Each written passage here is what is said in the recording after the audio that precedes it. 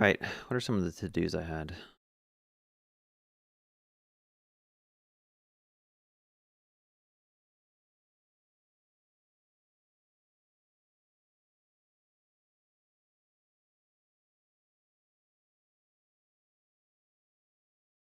What's up, Red John? What's up, Asios? How's it going? Welcome to the stream. I'm just doing some pre-project planning right now, and then I'll probably add some features. And also, like, I have a bunch of to-dos that I need to double check if they're actually Okay, so we do have a knife sound already. They are walking, zombie walking. I don't think we have that. I don't know if I want that. The zombie attack, I think we have.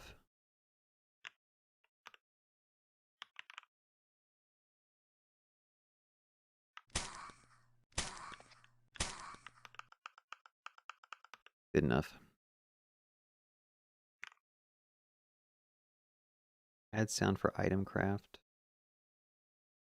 Auto clean this time.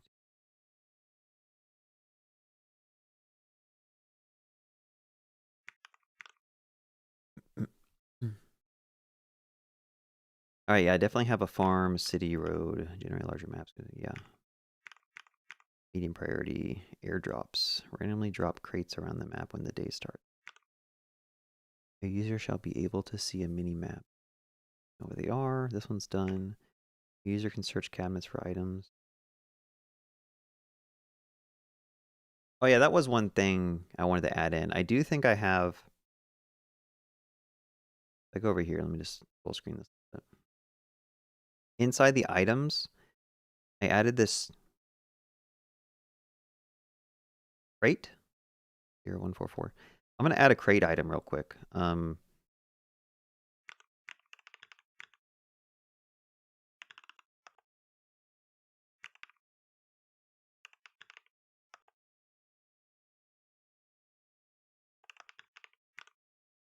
See if I can kind of do this by hand.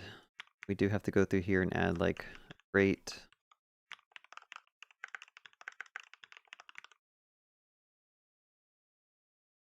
Non-spawnable, spawnable entity. Okay.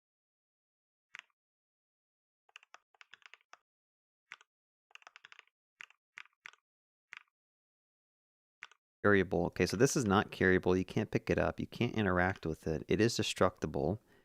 It is collidable. It is positionable. Okay, so we can't interact.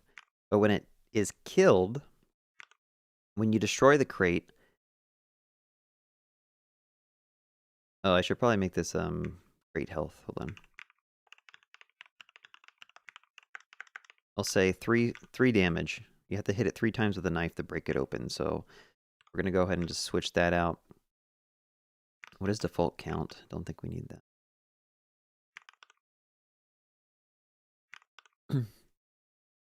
So what we are doing right now is adding a crate item, right? What I'm doing is I'm adding the item to the backend. So there's the items directory here. I made a new crate object or class. That class extends entity. And then I can actually start spawning them around the map. Okay, so second thing I should do is on the front end, there's actually another place where you have to like basically copy this. So we know how to actually render it out. So we need to actually go to an item config file, and then we need to add in a crate. I'll just add it to the very bottom. And we could probably go to 0, I think it was 144. Placeable, category, consumable, placeable.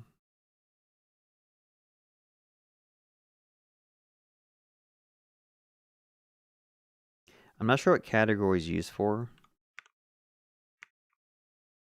Consumable, ammo, placeable, throwable, structure. I'll make it a structure.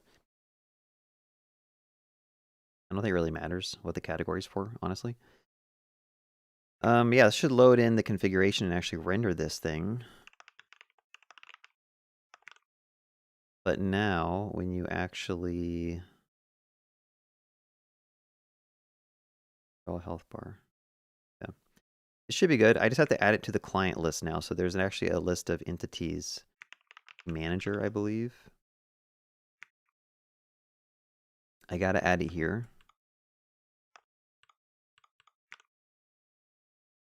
And I think that's all I have to, oh no, register default items.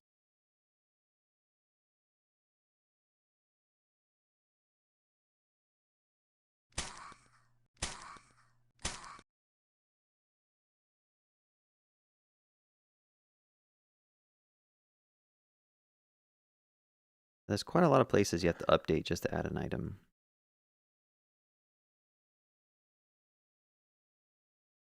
Inventory.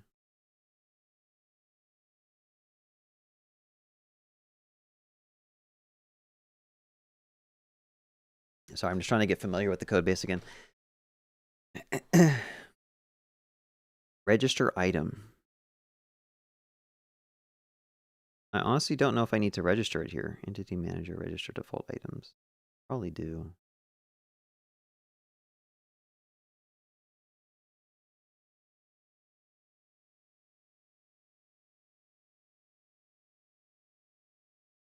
Okay, it did spawn the crate, but it's not rendering out properly. I think it spawned it right here. Unknown entity type crate, entity factory. Yeah, there's like a bunch of places I have to keep updating just to add things.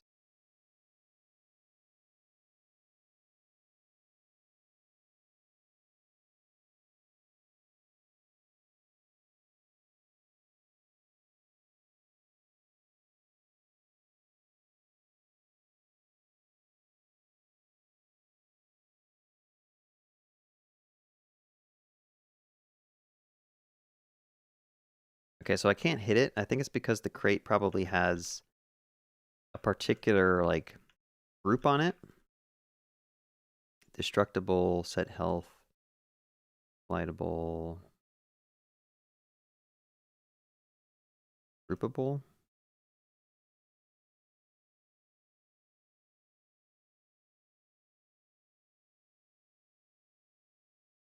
I think I can hit it if it's enemy grouped.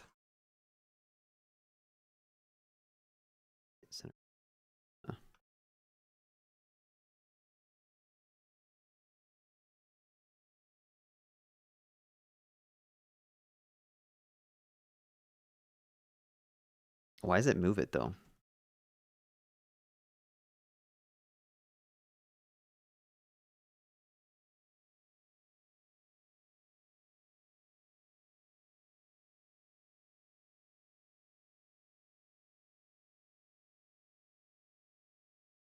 Get nearby enemies. Okay. Target zombie positionable.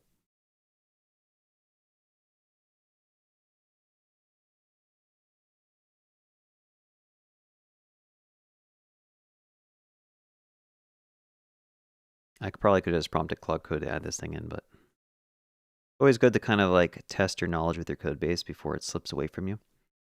EX zombie position distance. I'm pretty sure there's like the knife has pushback on it.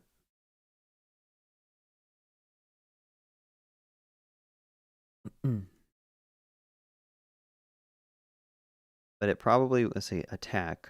Get nearby enemies, target zombies.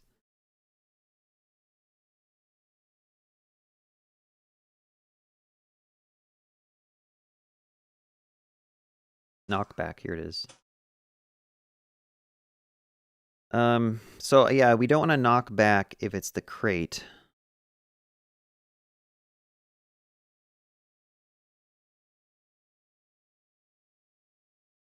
So I could potentially have something in here that just returns early if you're trying to knock back a static type of object.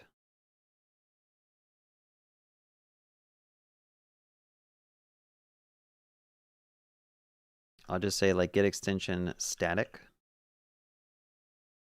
Or maybe there's an actual like, is there a static thing I can put on here?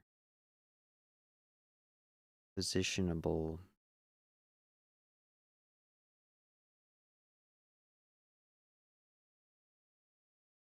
Yeah, so I can either add a new extension called static, or I could add a boolean onto this thing called like static.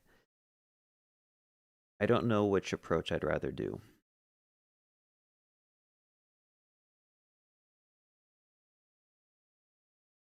I think I would rather have one called static.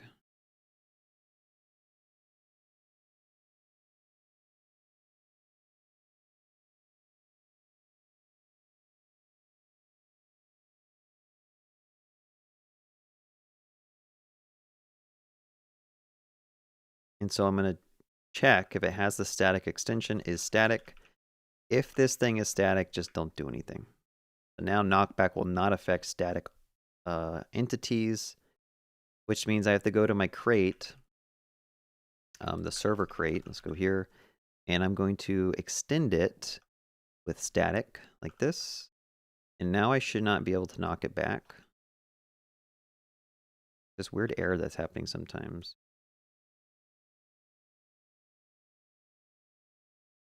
Okay, so it's working. It doesn't knock back. It doesn't really play a noise when it gets hurt, though. So I wonder if we can find like a some type of noise to play. What's up, Slate Code, Stephen Freeborn. How's it going? Welcome to the stream. Would that be a bad sign of a bad code base maintainability? What would be? I don't know what the question I asked out loud, but would that be a bad sign of a bad code base maintainability wise? Are you using any library like Phaser, or is this vanilla TypeScript? This is all vanilla TypeScript. I still vote for npm run add entity script like that. That scaffolds one out for you. Let me copy this and put it into to-dos. I'll be honest, like Claude Code can do this super fast.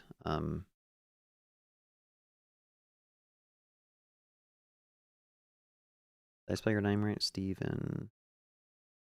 Yeah. Yeah, that might be a cool, interesting idea to add in.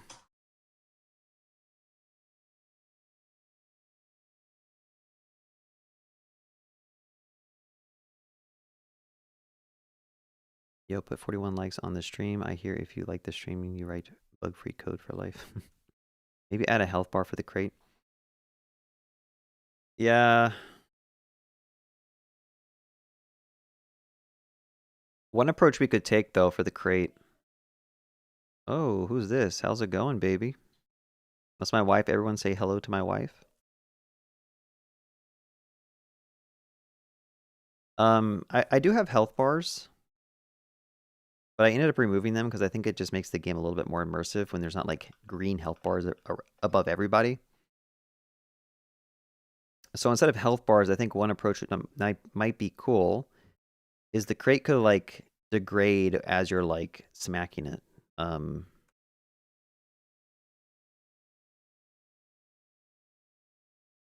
is it not? Hold on. You know, like you could probably like just have chunks missing from it. It is 3 HP. So what I could do is just make 3 different type of tiles here.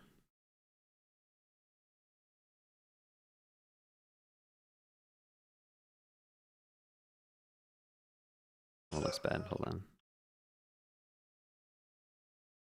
You get the gist. It's not the best looking, but hey, it works. So then, depending on the state of the health, it could just degrade over time. Let me export this so we can actually like get this into the game. And now I got to figure out how to actually add that in.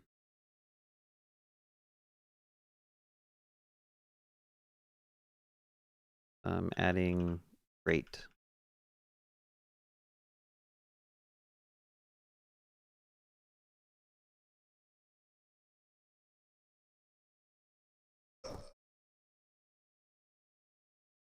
What am I doing? I'm trying to, oh yeah. So the crate, if I go to the client, we got the crate here.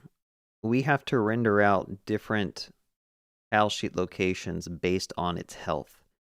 So right here, we have the health. We have the image loader get the crate.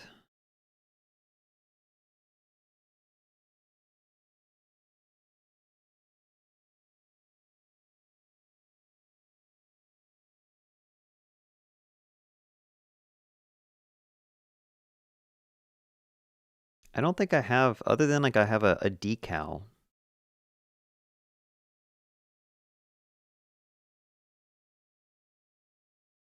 Frame layout.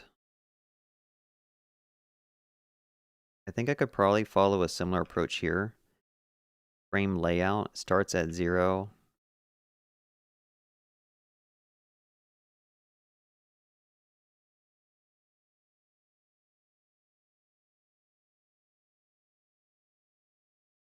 Actually, I'm just going to do this. This will be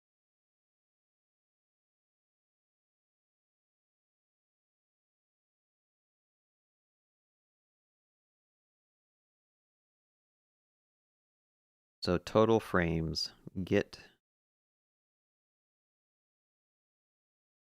I have to refamiliar. I have to get used to the code base again. Oh, I have a get frame index. Great. What does this do?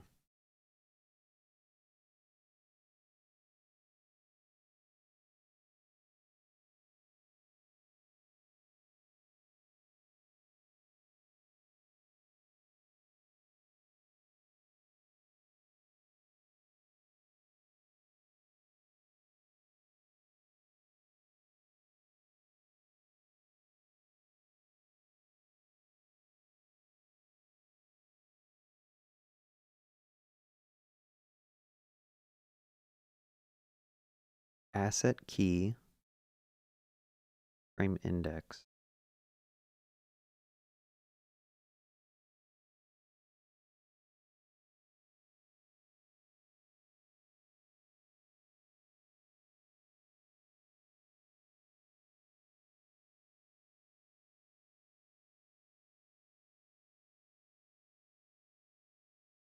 Config ID register get item registry get.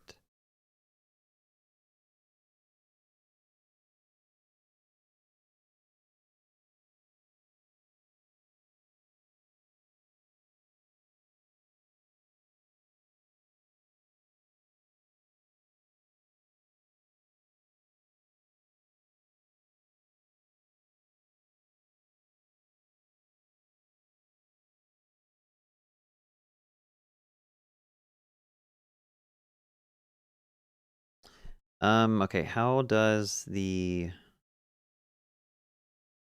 Let me just do this. Make a diagram, hold on. Generate me a diagram that it shows the registration process of items in their sprite sheets.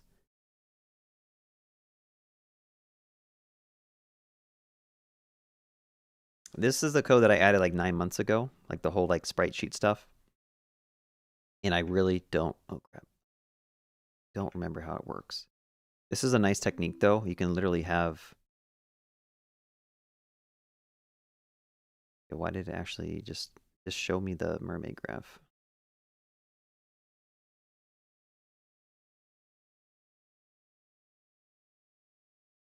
Usually it makes the graph and shows it right here. You can zoom in. I'm not sure why it made a markdown file. Here it is. Yeah, this is a super, probably one of the most useful techniques of using an LLM in your code base is like you can get diagrams that walk you through exactly how stuff is set up. Very, very valuable. And the great thing about it is that it's up to date, right? It's generated from your current code base. All right, so let's find step 1. How does it actually load in the assets? Where is step 1? Oh, configuration. Item configs. Okay, so that's where we added in the new crate. You can see over here we added in a structure crate. And then we added in the sheet in the total frames. Defines items with. Entities index registers imports item configs, and then it registers that item registry. That goes over here and basically just adds it to a giant list of items. But then something is probably using that. Let's find step 3, asset generation. So the asset imports the item registry and calls item registry get all as an array of item configs, merge assets from configs. So item asset. This is the file I forgot. Okay. And it calls item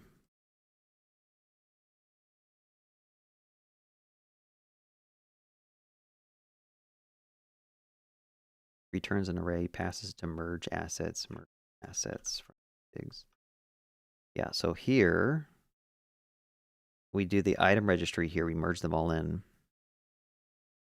Create simple asset. So I think this might potentially also need a config.assets.total frames. which is optional. So like we can go here and say total frames, and then like we'd have to probably check if it's set.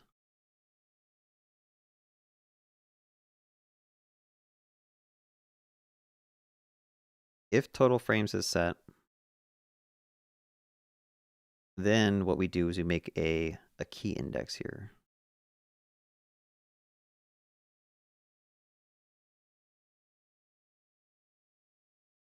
I think this will fix it. Let's see. I need to refactor a lot of this code.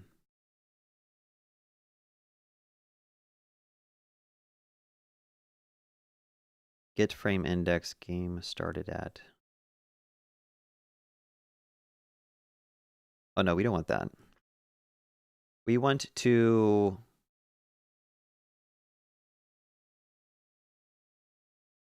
frame index health map. So we're going to map the health to the frame indexes. So if you have no health, 3.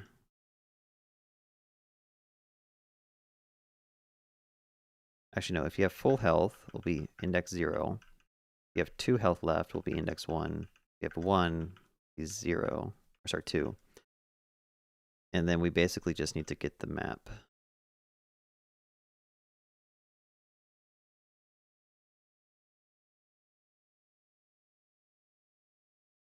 I don't know if that's going to work, but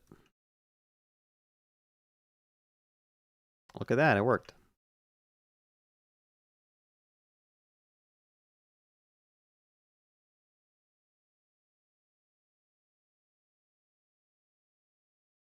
Make sure this works with bullets.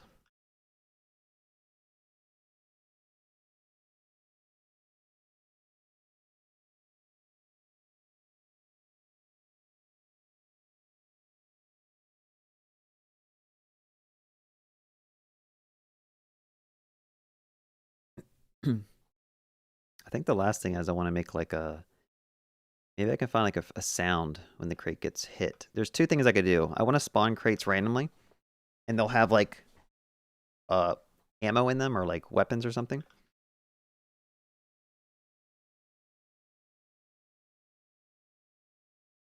I don't know. Go back to chat. What's up, Naveen MC? Yeah, I do live streams once in a while. Let's see, where are we at?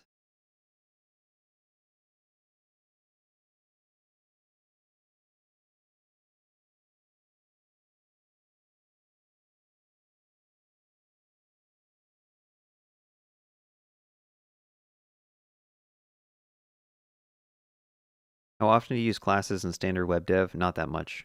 Unless you're doing like a repository pattern where you have like a certain like, you know, repository file or class for all your like data access, but I just use functions for everything.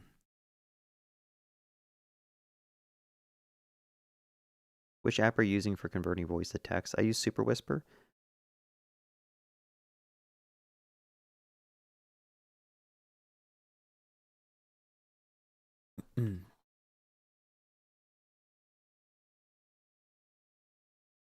Okay, so I guess what we could do now is I'm trying to figure out what the point of the crate is. Like I wanted to add one in, but like is it even necessary? I think we could have it drop a bunch of items when it's destroyed. So I do think there is an on destroyed. Yeah, on death. So what we could do is we could actually give it an inventory.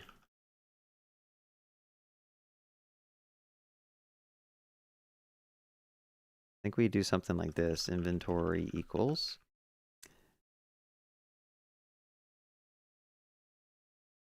Self and broadcaster.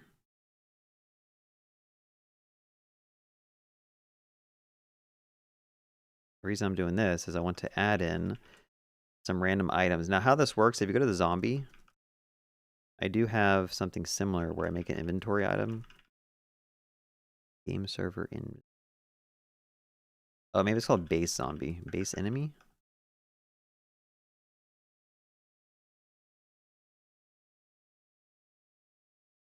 Yeah, I do it like this. Let me go back.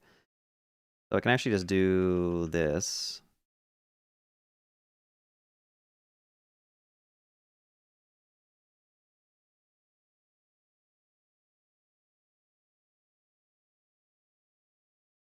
So I'll have a crate have like 3 items in it to make it kind of like useful.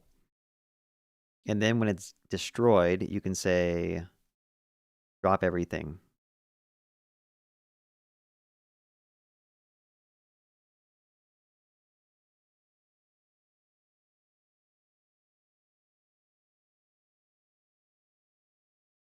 Yeah, so that worked. I don't know if you saw that, but here's the crate. You destroy it, it drops 3 random items.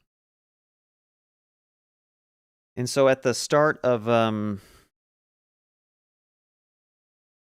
at the end of a wave, maybe we could have it spawn random, maybe like a couple random crates, and then we can mark those on the HUD. So I think we're getting to the, I'm getting to the point where I'd rather just ask AI to do this stuff because it's going to take a lot of extra work to kind of do this stuff. Like, it's nice to like add stuff by hand once in a while, but I'm realizing how much additional effort it is. I think adding stuff by hand really helps you see like where stuff needs to be refactored. And if you get to the point where it's like you don't really understand your code base, then like it's good to just like stop using AI for a little bit. But I think we're at the point now where I'm going to go ahead and just let AI add some of these features in. So at the start, actually no, at the end of a wave, spawn 4 random crates around the map. Update the map manager to do this logic, or have a function that you can call to spawn these. Make sure you only spawn them on ground tiles that don't have collidables. Also update the HUD to display red arrows with a C for the label so that users can find them around the map.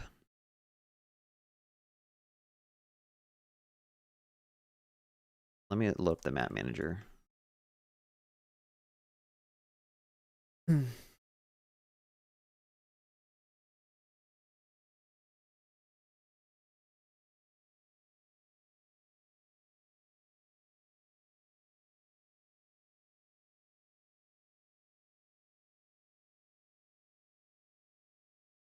What is the game renderer you're using? I'm just using HTML5 Canvas.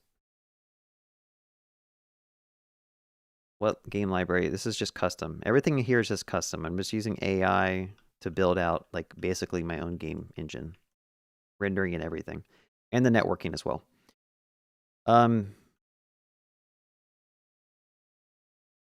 We could probably beta test what I have in a bit. I did a bunch of changes to the game. Before, if you guys were watching, like we had a day and night cycle. Now it's just all night. And I made a map so you can actually like see the entire map. But the only way to actually like light this stuff up is you have to go and get torches. Oh, here's another cool feature. So like some items you can actually just like wait, why's my game frozen? I think my prompt is running, so it might take a while.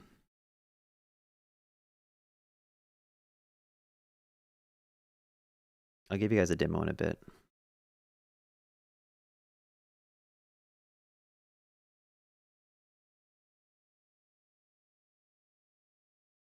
Okay, so here's the feature I added. Basically, I'm trying to add in mouse configuration more, so you can actually like, I want to be able to add in the ability to shoot with the mouse too.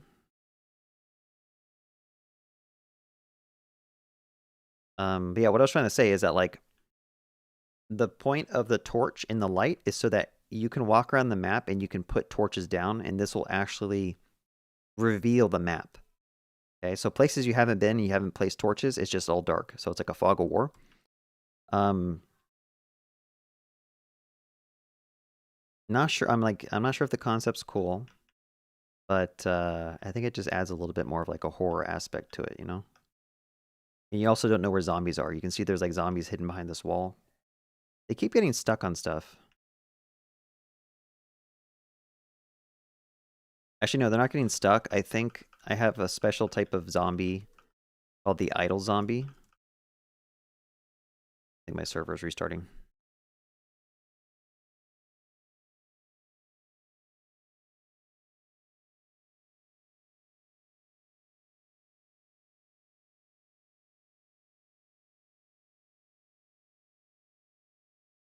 All these errors.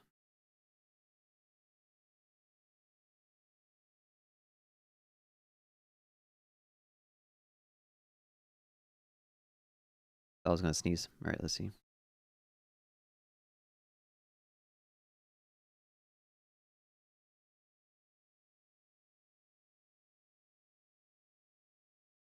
You have a public repository for it? I do.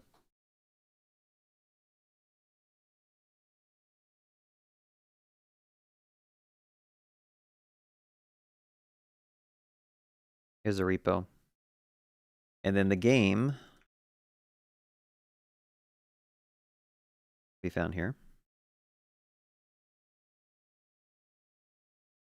All right, let's see if the crate stuff added in.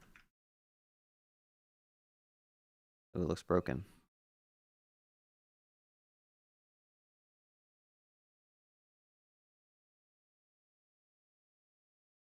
Extension static not found.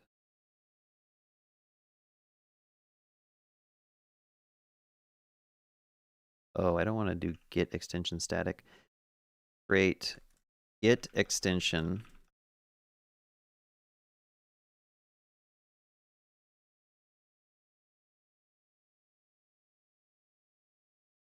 I want to use has extension.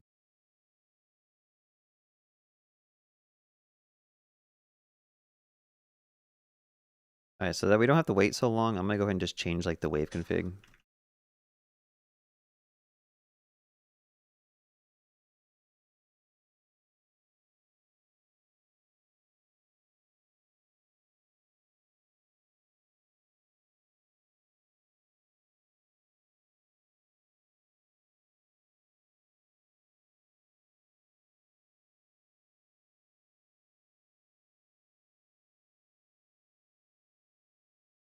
Spawn crates. Why is it doing this?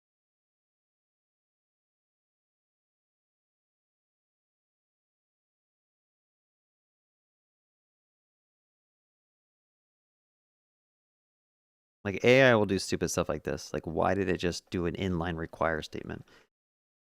Very strange.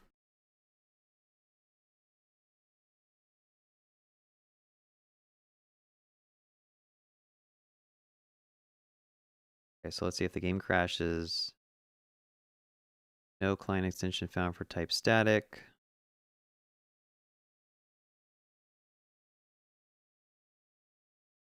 Oh, look at that. It is adding them on my little HUD.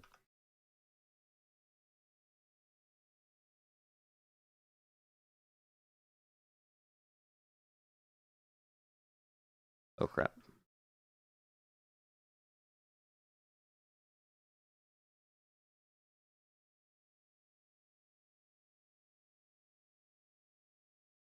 Oh, okay. Yeah, this seems pretty cool. I think the only issue is that in the client, it's missing. I'm missing an extension here. I need to have an extension called static.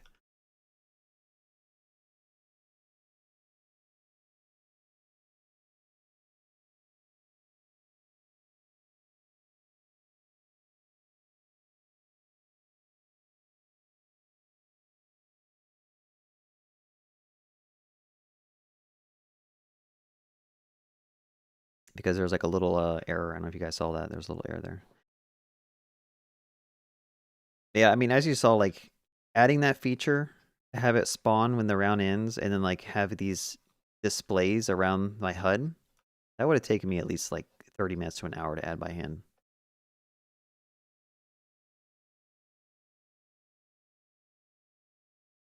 And AI literally just did it in like one prompt. Oh crap.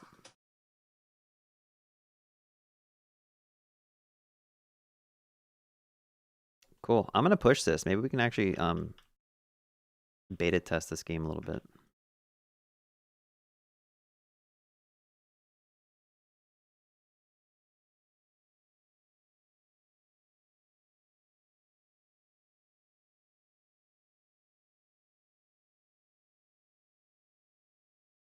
I need to work on the landing page. Leaderboard's all fake information, not real. But yeah. Give me 1 second. I use the restroom.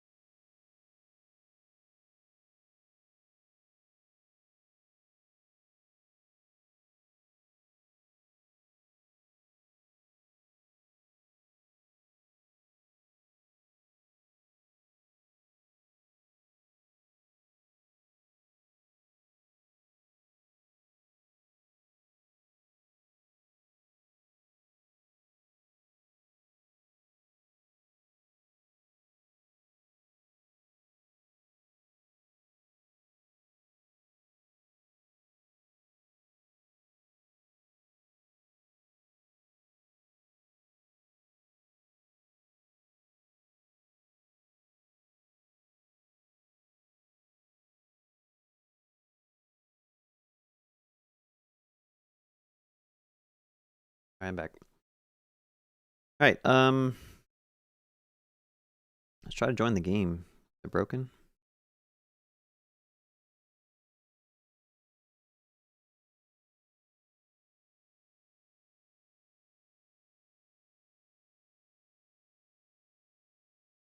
Man, that guy got messed up.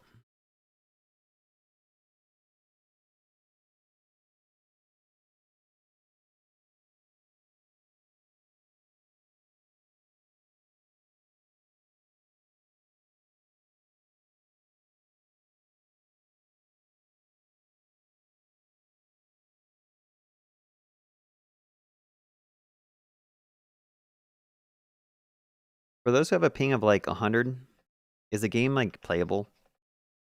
Still kind of laggy. Like, that's the hardest thing about a networking game is like, how do you not make it laggy?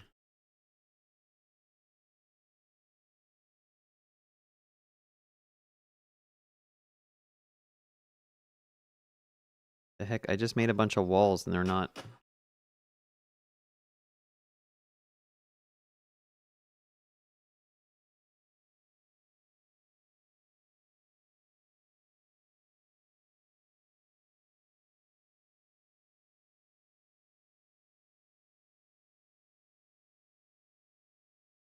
Ooh, give me that shotgun ammo. Alright guys, let's try to make it to the docks. There's a grenade launcher at the docks.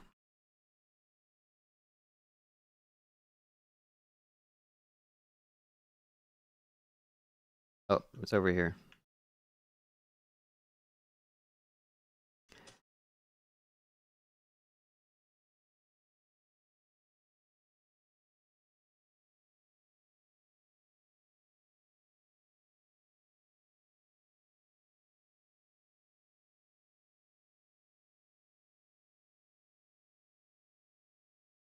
Oh yeah, I got the grenade launcher.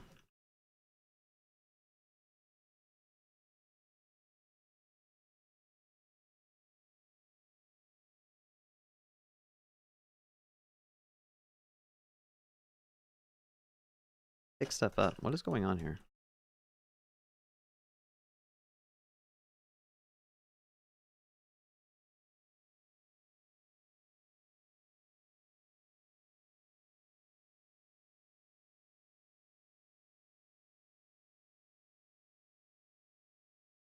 Okay, so there's like a bug where my inventory is like basically full, but for some reason I'm not able to craft stuff. Gotta put a to-do for that one.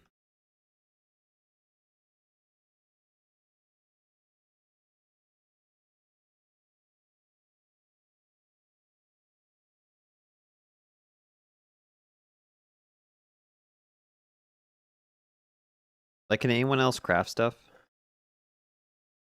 Like, I can't even craft a wall. It uses my resources, but then it never actually makes it.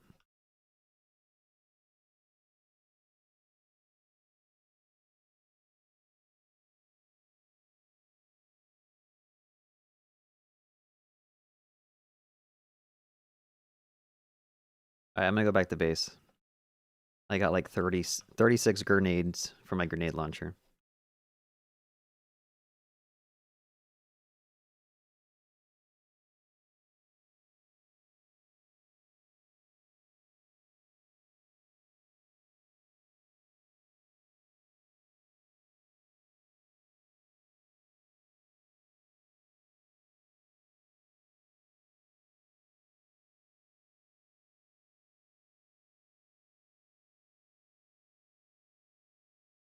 I think being able to drag the map around with the click hold would be good. Add ability to drag map around with a click drag approach.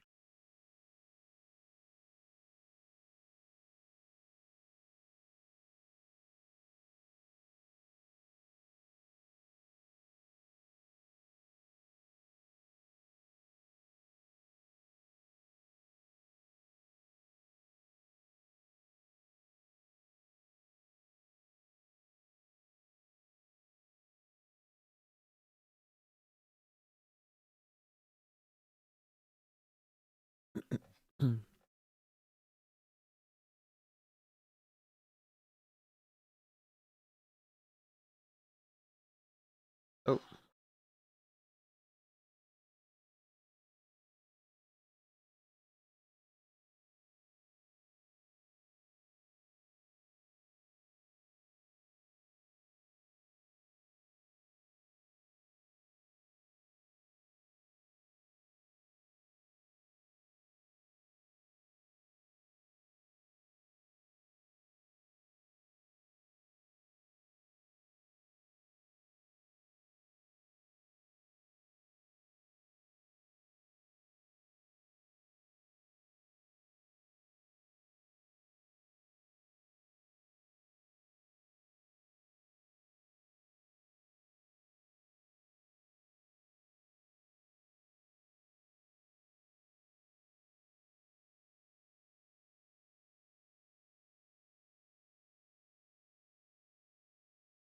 Dang.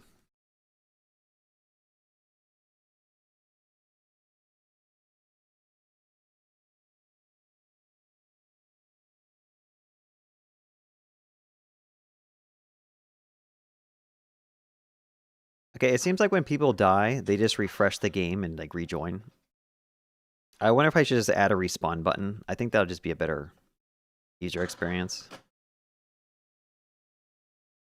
Add a respawn. Click any button to respawn. Remove the ability to revive players.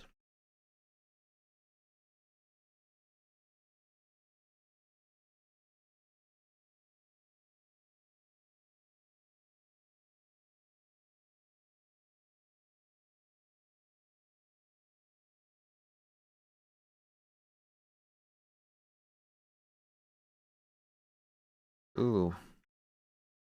My game crashed hardcore. Image not found. Zombie swing facing left -1. What the heck?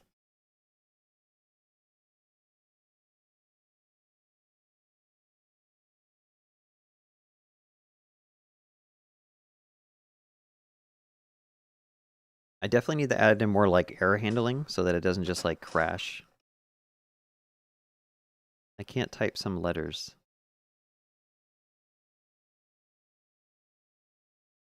Yeah, okay, I gotta disable. When someone is typing into the chat, disable all the other hotkeys.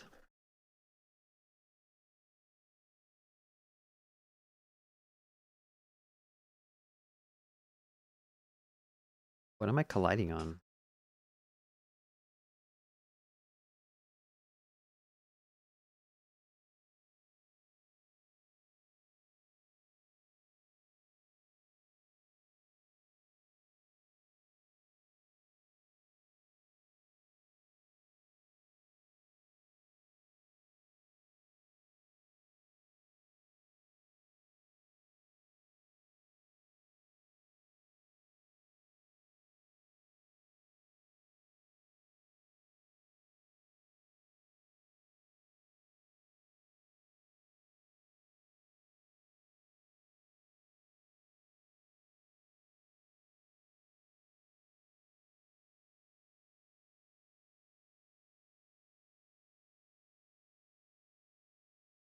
Just take all your items. That's cool.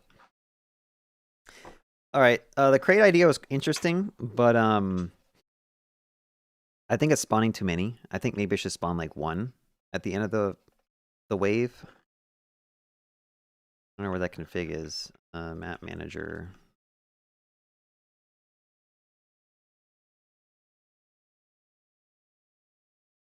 Spawn crates. Yeah, the default number should be like 2. I think.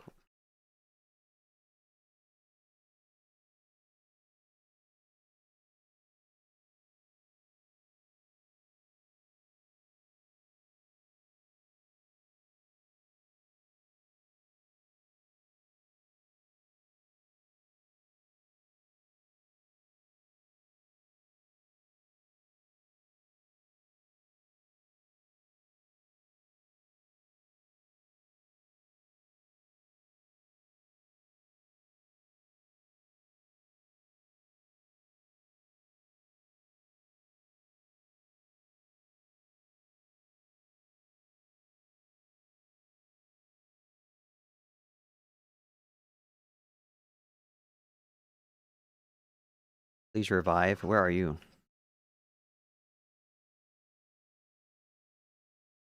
Yeah, I think just rejoin the game if you die. I think that'll be easier. I'm gonna get rid of the revive functionality and instead just when you die, like if you press any key, it's just gonna revive you back at camp.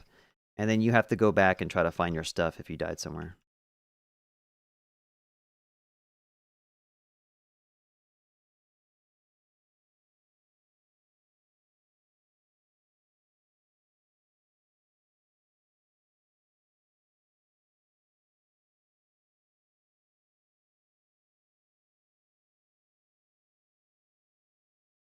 Something wrong with the inventory, like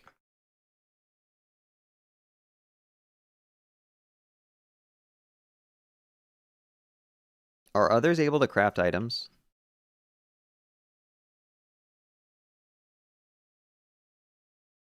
Like you know, craft a wall or a torch or something? Like does it show up in your inventory or no?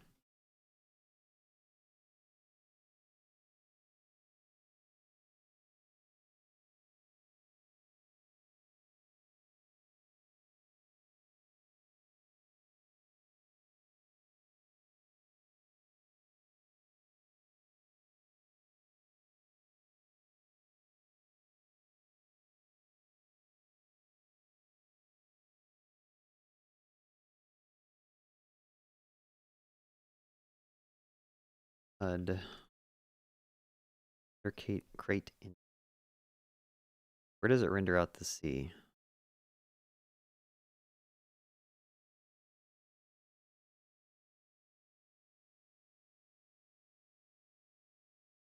Alright, I'm gonna leave the actual game. You guys can keep playing, but I think that was a decent amount of the crafting works for you. Okay. That's weird. It's like I can't craft anything. Oh wait, now I can.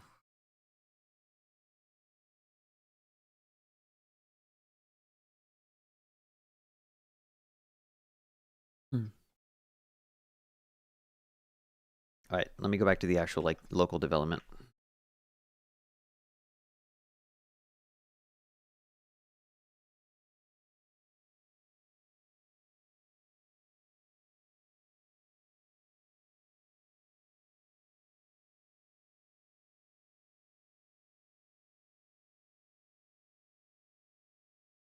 You know, instead of saying crate, I actually want to spawn.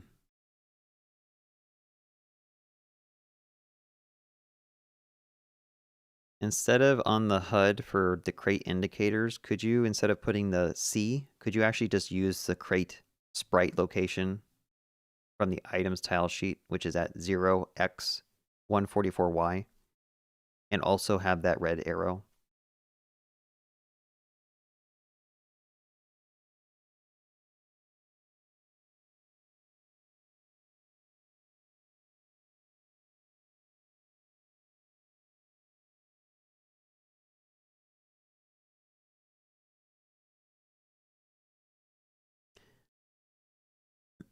By the way, if you guys have feedback for like gameplay,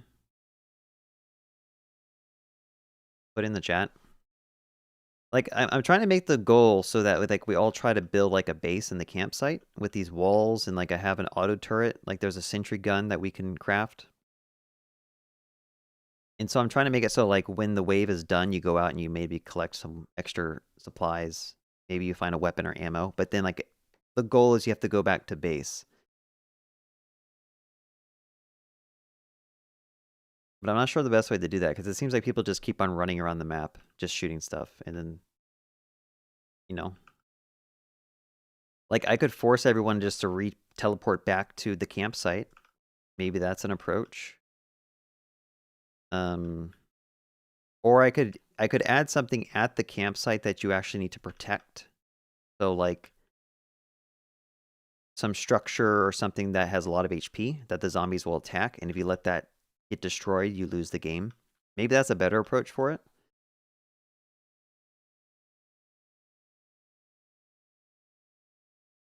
But I want to give some type of incentive to like there's something at base you're trying to protect.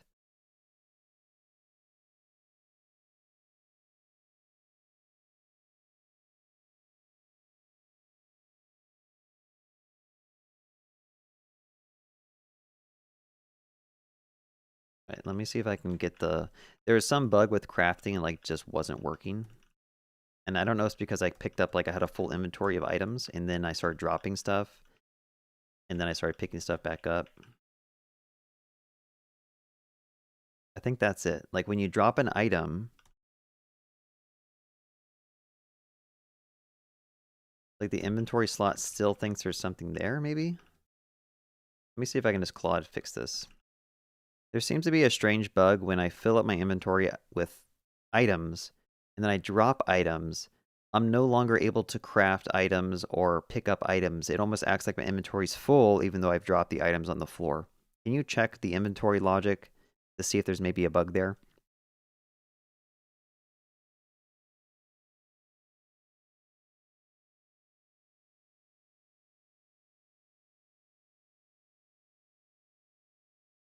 Alright, so the HUD should now show the crates. Oh, now that's broken. That's broken. The image is not a render crate indicator.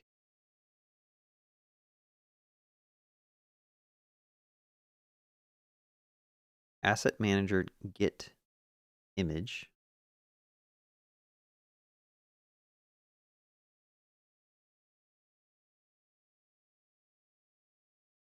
It's frame index.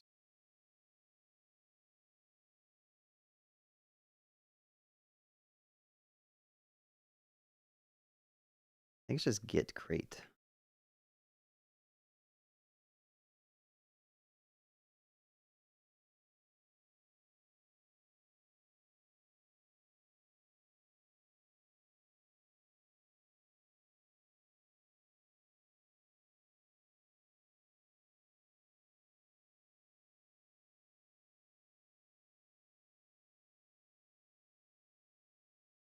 How did I render that on the front end?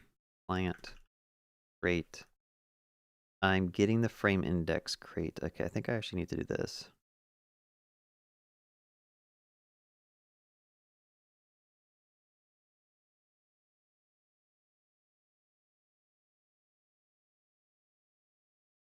This dot image loader. Do I have an image loader?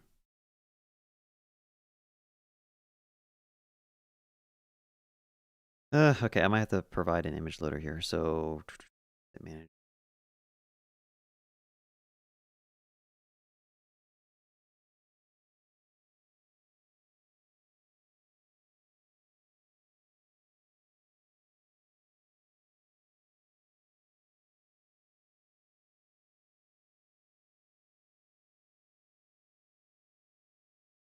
Where does the image loader come into play?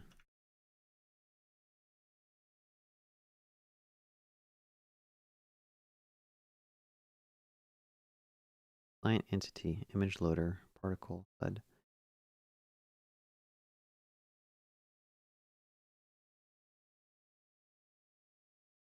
This client.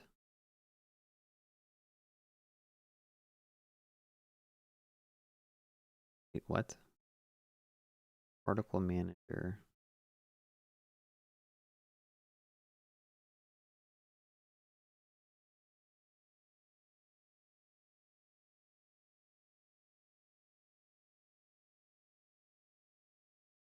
Yo, where does the image loader come into play?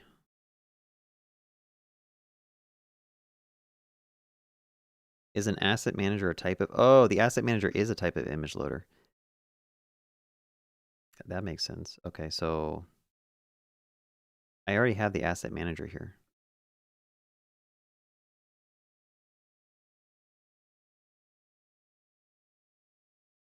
Get frame index.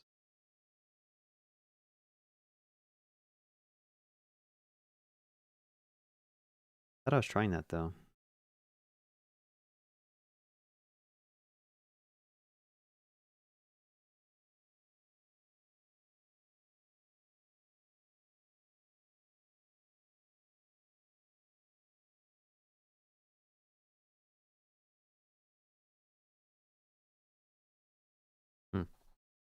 All right, let's try it again. Hard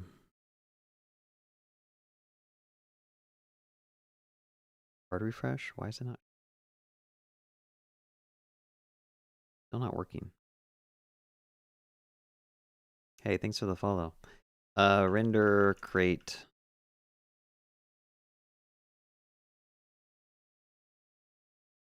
Okay, this thing, why is this not showing my crate?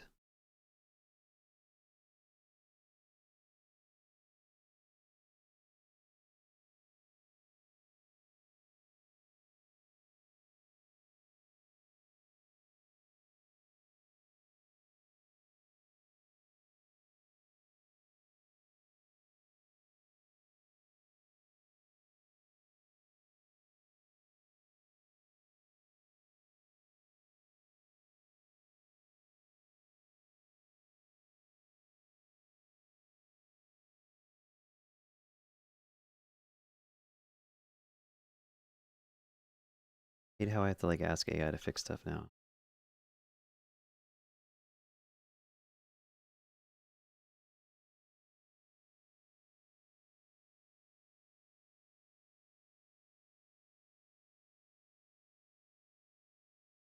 I'm still not able to see the crate sprite on the crate indicators in the HUD. Can you double check to see what I'm doing wrong? I feel like I'm grabbing the correct sprite index like I do on the client-side crate object, but it's still not rendering properly.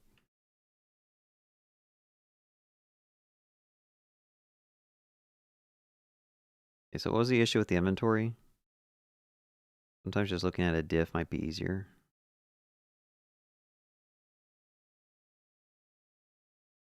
Yep, null or empty inventory slot. Check. Yeah, I don't think that was the fix.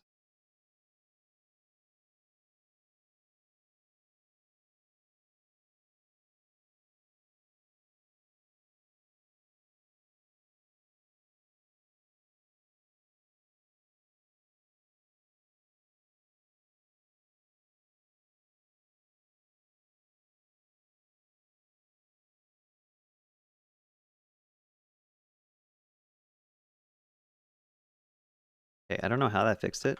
I must have like edited somewhere else.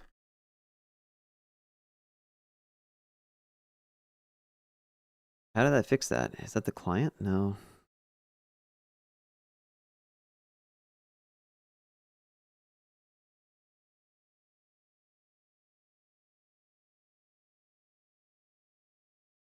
Craft recipe.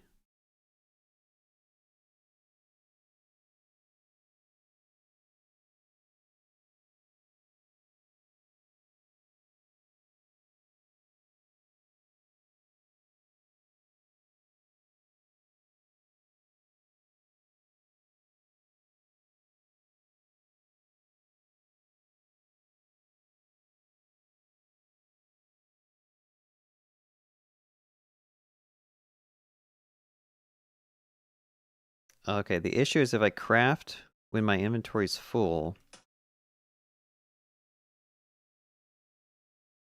I can't pick up the items.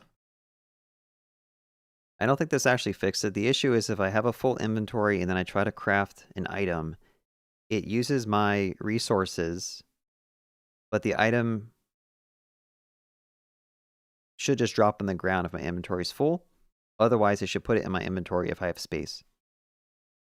Right now, the bug is if I have a full inventory, I craft an item, my inventory seems to be broken because I can't pick up an item after that.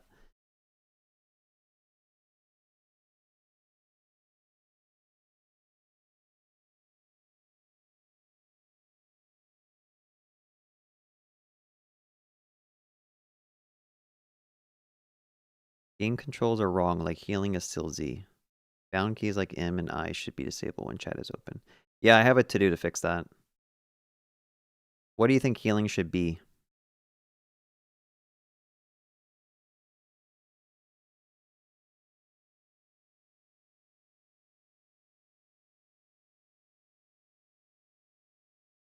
Maybe H? Do you think healing should actually be H instead of Z?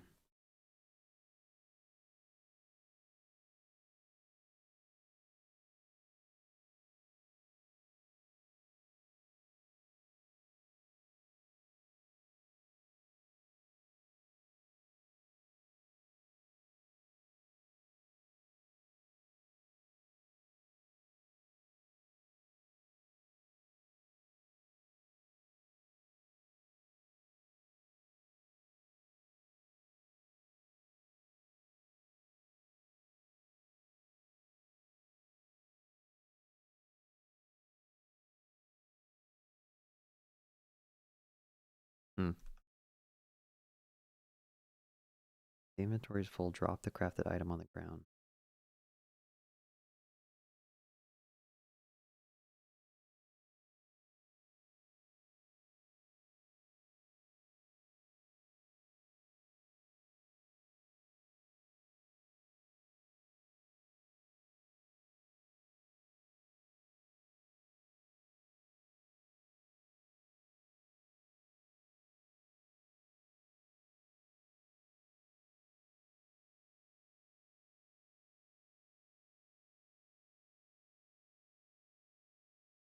Check if inventory is full. Filter. Inventory is full. Return dropped. Add as new item with count.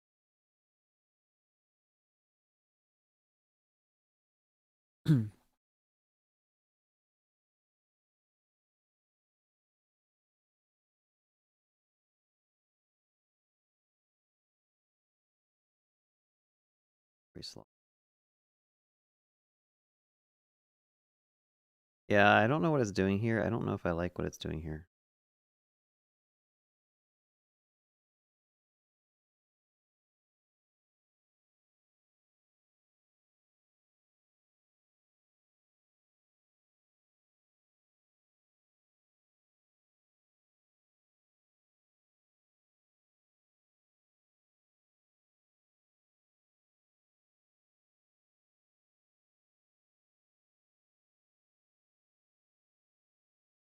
I don't know if I like that fix, honestly. I don't know if he even fixed it, but if we can get this going. Yeah, I got a full inventory. Craft some wood, it put it on the floor.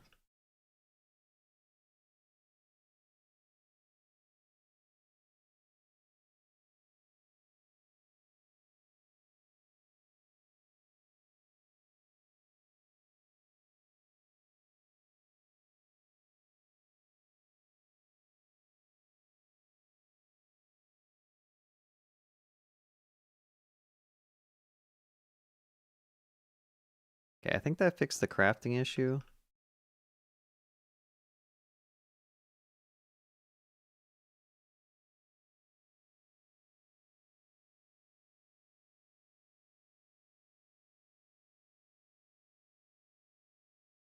Let me read through this. I'm not really convinced with this fix.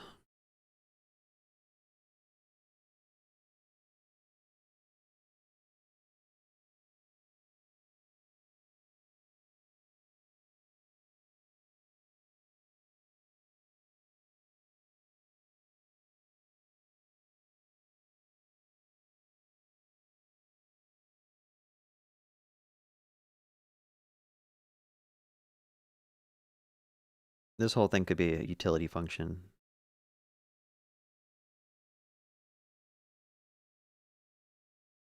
Mute my game. It's annoying. Yeah, I don't know why we have to pass the max slots into the crafting. Like, why would the recipe care? Craft recipe is a helper function. Max inventory slots, hard-coded to 10. It's like, I would rather this thing not need to be past that. And we can just get it from the config. That's why we have a config. Okay. This thing is not defined. I mean, it should be defined. And then we could just basically, like, we don't need to pass that. It's just strange how it added that thing in.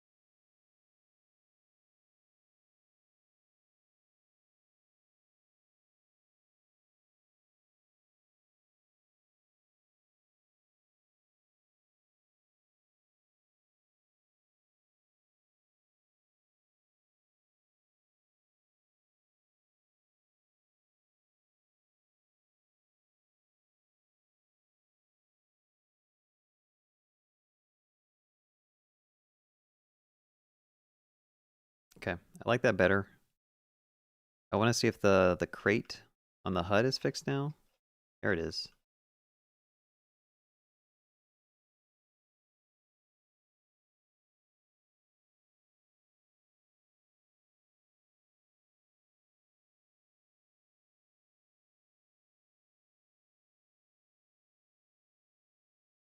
Okay.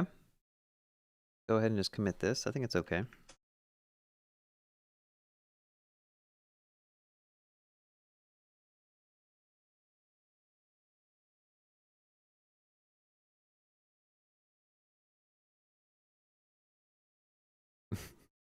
Daria. I need to add that, yeah. Add more bullets or make it craftable. Only allow crafting at camp if you want to keep users there. Hmm.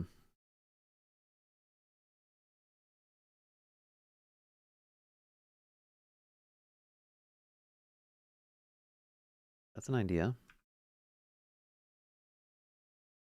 By the way, for those watching, the question I asked, this is like a game design question. I want to keep people coming back to the main campsite so they can like build out defenses and stuff. I'm curious what the best approach would be to like force people to keep coming back to the base before the waves start. One suggestion was only allow crafting at camp if you want to keep users there, but I don't know if that'll actually keep them there. I feel like maybe having a car, like a destructible car that you need to protect, like it's your one way to get out. And then the zombies will come and attack it. And if the car gets destroyed, like you lose the game. Either a car or some type of like, I don't know, someone or something you need to protect.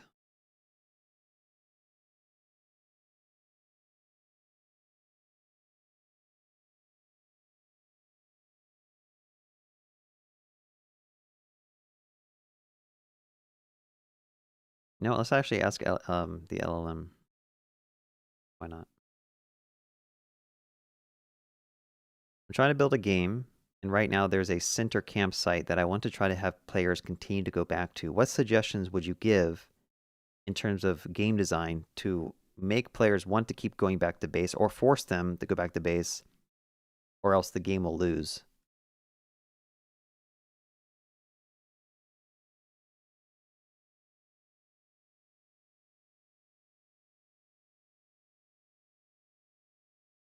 Positive reinforcements. Player want to return. Storage system. Add a storage chest containers at the campsite that persist between deaths. Players, nah, I don't think that one's cool. Safe respawn point. Players respawn at the campsite on death. Revive teammates at the campsite faster. Provides reliable feedback. I mean, that's something I could just prompt to add in right now. I do want that. Remove the ability for players to revive others. Instead, when you die, have a message that says press any key to respawn. And then if they were to press any key, go ahead and spawn them back at the campsite with no items. Base upgrades and defenses. Craft and place defensive structures. I mean, that's what I'm trying to get at. Upgrade the campsites, better lights and effects, make the base feel like a progressive goal. Resource regeneration, rest.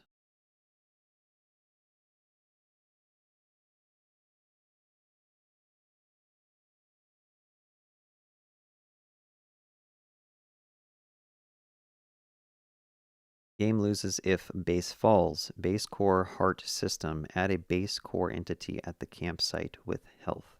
Zombies target the core during waves. If the core is destroyed, game over.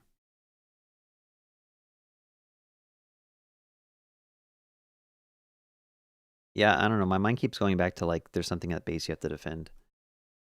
Give some good examples of this base core idea. What are some realistic things that a player could try to defend so that the game doesn't end?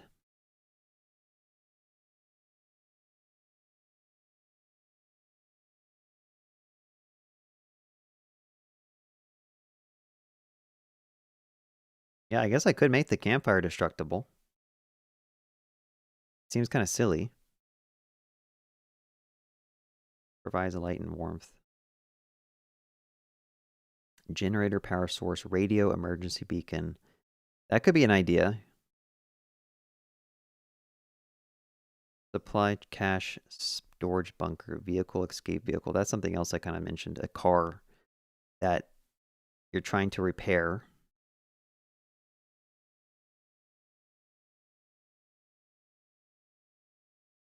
Water purifier, well, medical tent station, signal flare, beacon tower. Start with the campfire. Why it already exists in the game. Thematically central. Oh, thematically central. Easy to make destructible. Yeah, maybe I'll just do that and we can change it to something else later on.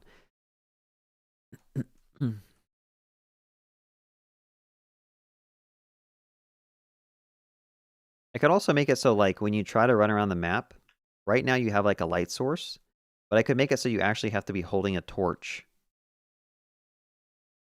for the light source to be on. So like that would kind of force you to be in a well-lit area so you can even see the zombies coming. That might be a better approach. I might actually do that. Let's see. Can you remove the lighting from the player unless they actually have a torch selected?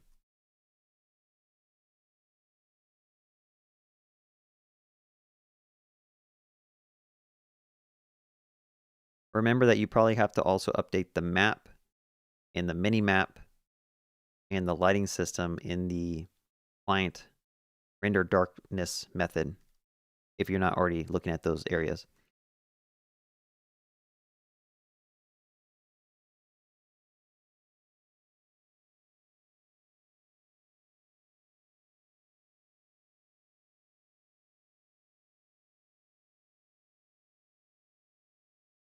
A shop to refuel, at least in Lineage or WoW, shops and mission triggers.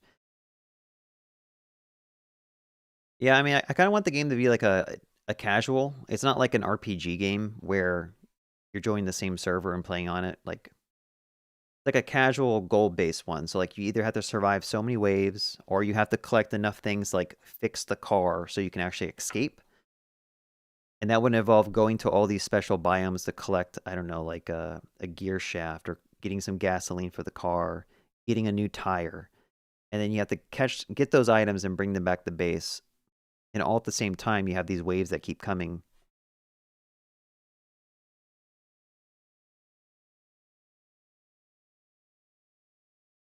A car would make exploring the map impossible.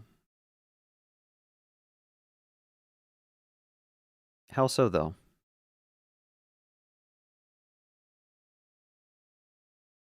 Healing, maybe. Okay, thank you.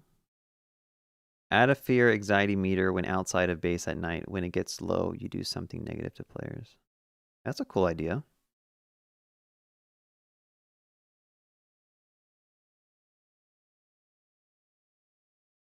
Add gates that work like walls. Users can go through, but zombies cannot. Let me take these two suggestions. I do like them.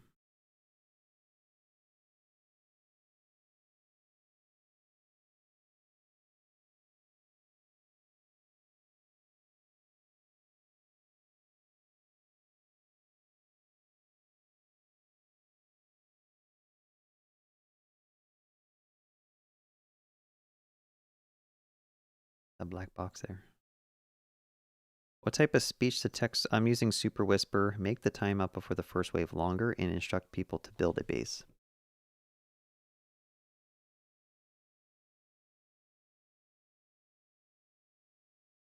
Yeah, I could increase the timeout. So I'll say like game config.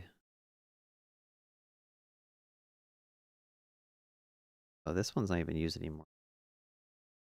Wave config?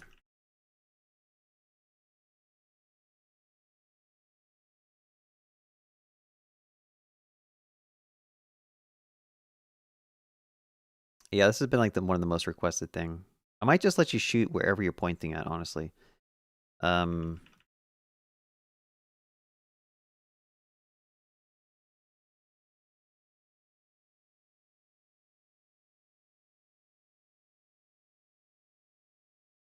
want you to extend the way players can shoot.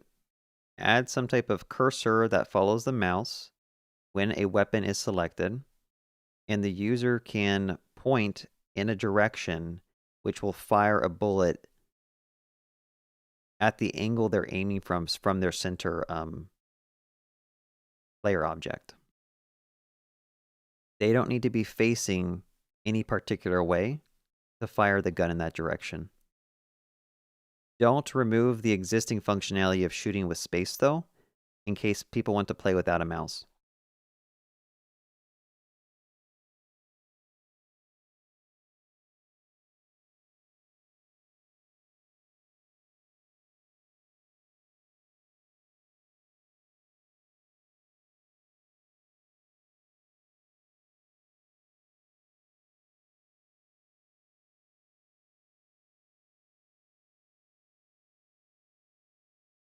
Okay.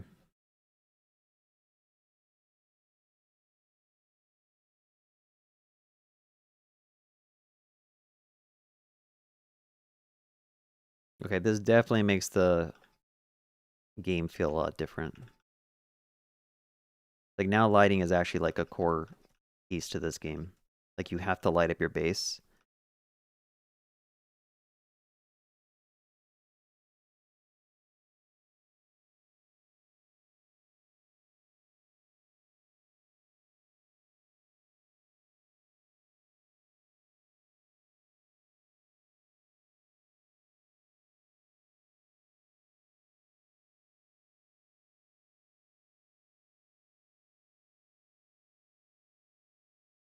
Oh shoot.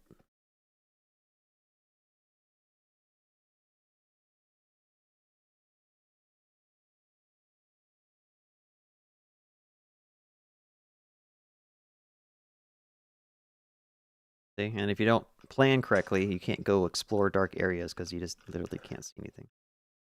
I like this. I think this is a good change in the mechanics that makes it a little bit more interesting.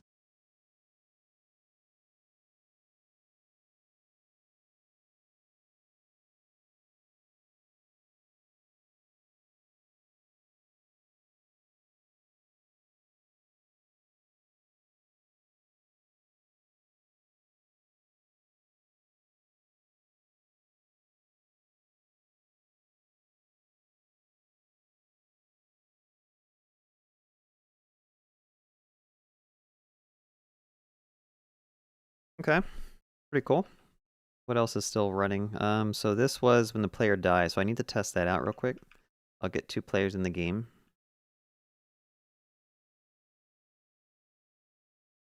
Get translation.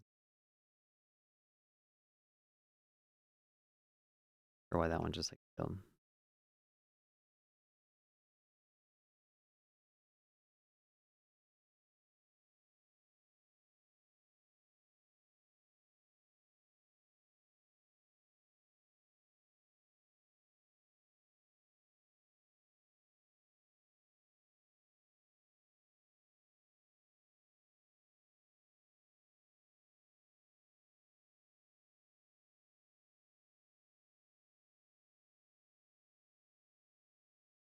Cloud keeps updating my server, so I gotta wait.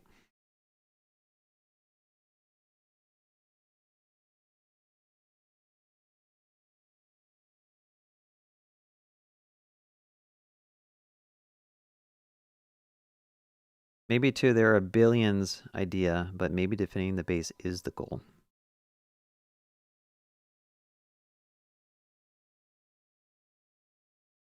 I am Chets. Oh, hey, how's it going, Donnie? It's been a while. Yeah, game dev is just there's a lot more that you can like get your hands dirty doing with game dev versus web dev. I mean, I feel like once you've built one application, like the same thing over and over again. Is the fire permanent or it expires after a while? The torches are permanent, the campfire is permanent. There are some like fire decals, which kind of go away after a little bit of time. When a human walks through fire, shouldn't he die in game? They are invincible in fire. Yeah, I mean, like, you don't want the game to be too realistic, because, like, it's going to be way too hard of, like, okay, I can't accidentally walk in the campfire. I could make it collidable so you can actually walk through it, and maybe that'll make it feel a little bit better, but sometimes it's okay for a game to not be, like, 100% realistic. If it messes up with the core mechanics of the game and takes away from the fun, like, it's okay not to make everything realistic.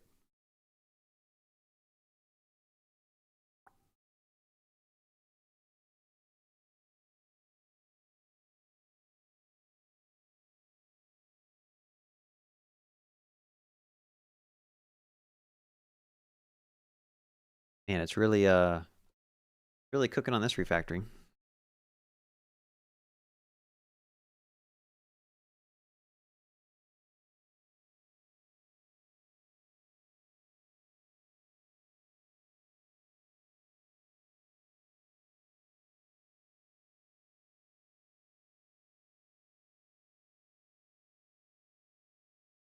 Yeah, there are buildings. I watched videos on it. This is a pretty cool game.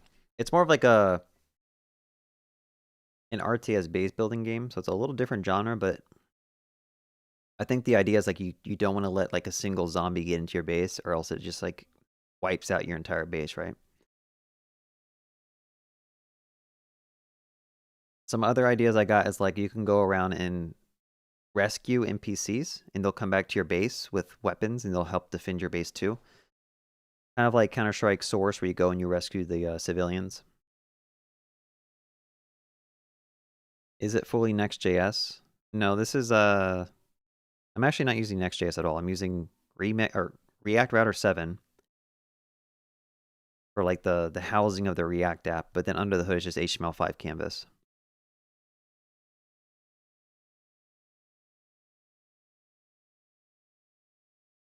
Start answer viewers' questions live. Start a poll. Let your viewers weigh in.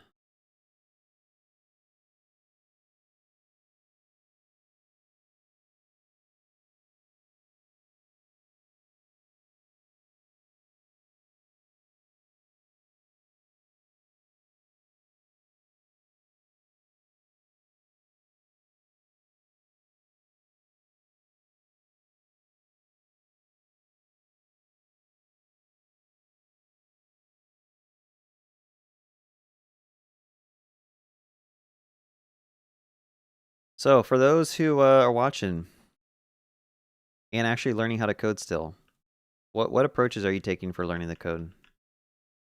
I keep talking to my wife about maybe making like a paid community where I can make like weekly or monthly projects and then make videos that kind of walk you through how to build them. Maybe have like an office hours where I can help you if you have any questions or bugs. I'm just not sure what the value of that. If you guys would find it valuable. Is it still doing this? Hold on. The game is broken now.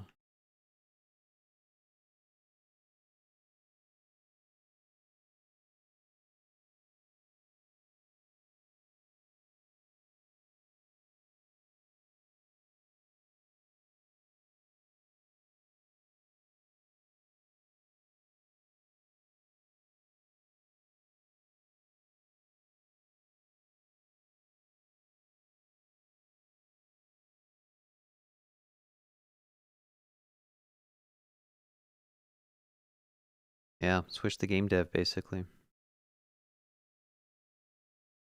It's hard to go back to camp once you leave it. Maybe spawn zombies in the outer spots of the map. I don't really like Composer at all. I prefer Claude over Composer. Yeah, I've tried Composer 1. Are you talking about the model, right? I've tried it. It's okay for like smaller things that you just like quickly want to get done. But for these like larger, major sweeping or like refactoring or features, Claude Code I still feel like is better. I don't know. What's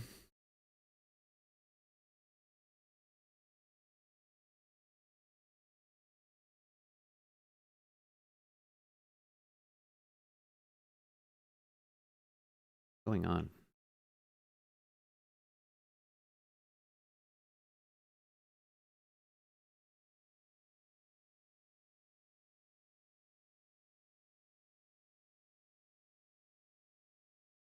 This is almost perfect, but I need you to hide the default browser cursor when they have a weapon selected.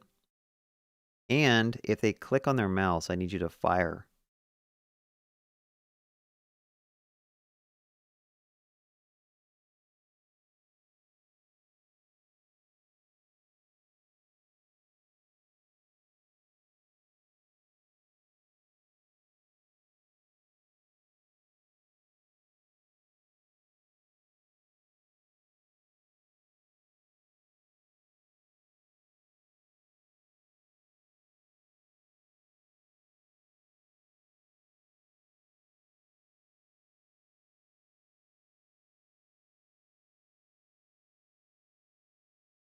The first time I've ever done a poll on a live stream.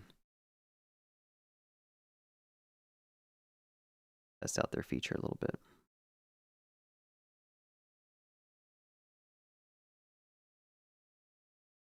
There's also nothing special to found at the other structures indicated with the letters on the map. Well, there's those different areas do spawn weapons. So there's always a weapon, like a grenade launcher with ammo, or a flamethrower with ammo, or a shotgun with ammo at these locations. So there is a reason to go and explore there.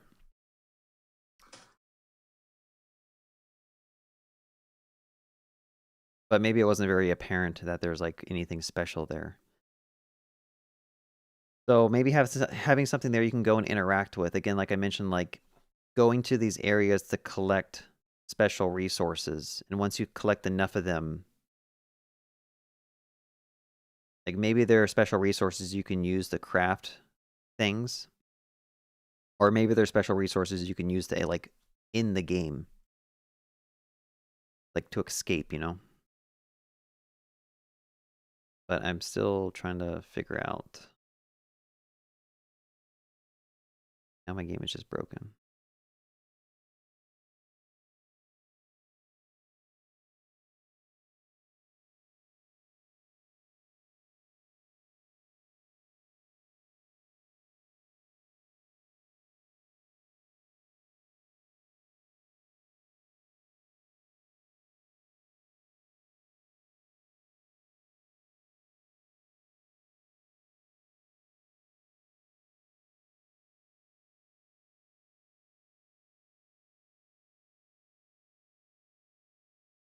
Okay, pressing any key to respawn breaks it.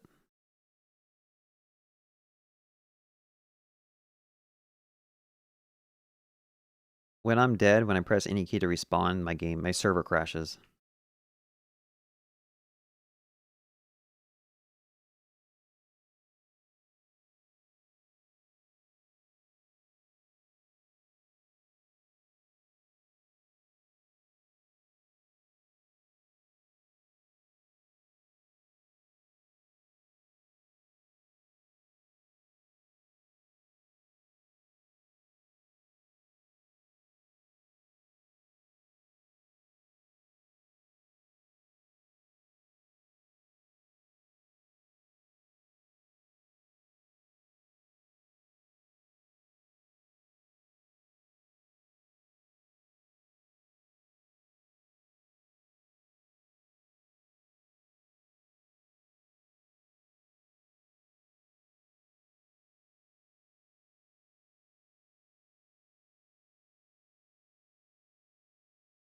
a little bit off.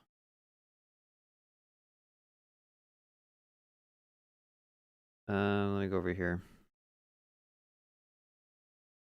The bullet doesn't go over the cursor. Can you double check the positioning and the angle between the player's center location of where the bullet gets spawned from and also the cursor position? I think it's just off by some offset. Probably just need to divide by 2 somewhere.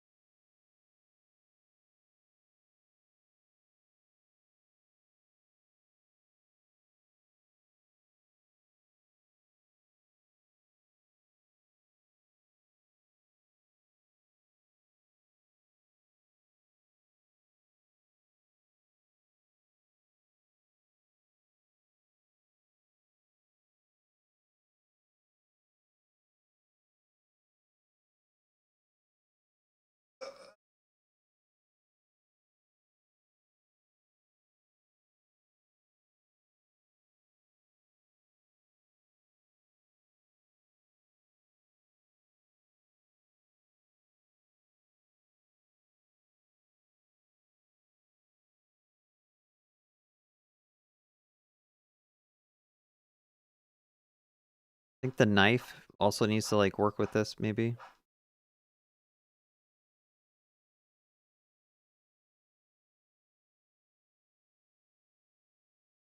Okay, yeah, this is much more playable. Yeah, let me go ahead and commit this stuff. I think this is pretty good. I can test it with you all too. All these changes. Aim angle. Can you also make the melee weapons like the knife swing in one of the 4 directions based on what's closest to the angle that the cursor's at? So like if they're facing down, they should still be able to swipe up if the cursor is above them.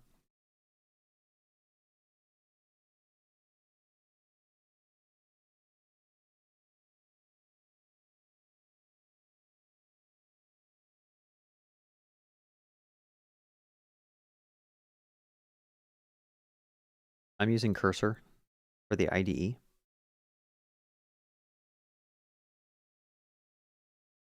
Honestly, I don't get how people in this generation still skip using AI. Like, why spend hours doing something a robot can handle in seconds, but hey, humans still need to code AIs?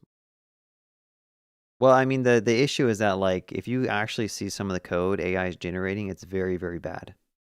It's very sloppy code. And although it does, like, get it working, I have seen it copy and paste the same code multiple times. It seems to keep on hard coding. Like, for example, the tile size. Notice this is hard-coded all throughout my application because AI just keeps on hard-coding stuff. When I have a configuration file set for how large the tiles are in my game. And so I think that's the main argument, is that although AI can quickly churn out features, a lot of the code it generates is actually pretty bad. Like if you're an experienced developer and you've been coding for a while, you will notice that it just copies and pastes stuff everywhere. And then that's also an issue in terms of security. Like sometimes it forgets to add security checks. Sometimes it writes in-performance SQL queries, which could bring down your whole database. And so it's like you do have to basically babysit everything it's doing and review it and reprompt it to refactor it and make it better. And that's the argument that some people have against AI, because if you don't have that experience to review the code, your whole project's going to eventually reach like this unmaintainable state. And you have to go through and you have to refactor a bunch of code. And then you also, the question becomes like, okay, if I have to just refactor all the code AI keeps churning out, if I just slow down and like wrote it by hand, would we be in a better state from the get-go? But I think if you have like a small isolated function that's just like a pure input-output type of thing, letting AI write that code, there's no problem, because like it's isolated. It's a low blast radius in case there's a bug. But you really have to thoroughly review everything it's creating, because like I have seen it create some pretty bad code. Depends on how you prompt as well, right? I guess, yeah. I mean, like, if you want to make sure that in every prompt you say, like, don't dry up code, make sure you find an existing configuration before you add it in. Like, but at some point, like, your prompt just has, like, a bunch of context in it constantly. But yeah, maybe that's the way to do it. I mean, like, maybe you just need to have, like, instead of the prompting the way I am, you actually need to just remind it to, like, reuse the configuration of where the tile is set. Don't hard code the tile. Keep the code dry. Maybe that's a trick, you know? Did Cursor manage to solve everything you asked today? I haven't used Cursor at all in this, other than some tab completion. I've been using Claude Code to write everything. But yeah, I mean, it added a lot of features today. Yeah, infection would be crazy. If it has a self-contained sessions, it would be great to have an angle, or some players could become special zombies with unique abilities to see the full map. Yeah, that's actually a different game mode that we kind of talked about, where you could have everyone spawn as a human, but you could have one zombie. And as the humans get killed, they switch over to the zombie team. So it's kind of like the last man standing. But that would involve like completely changing the map, the gameplay. So I'm not going to dive into that mode just yet, but it's in the back of my mind of like doing that. What is my Claude Code plan? I'm doing the 100 a month plan. I think is that max or pro?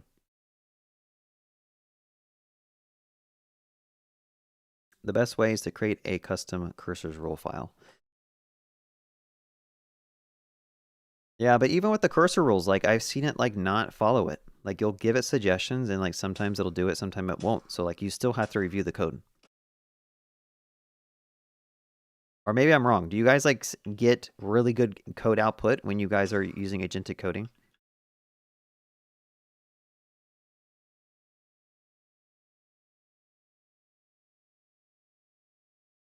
No client extension found for type static. Doing that.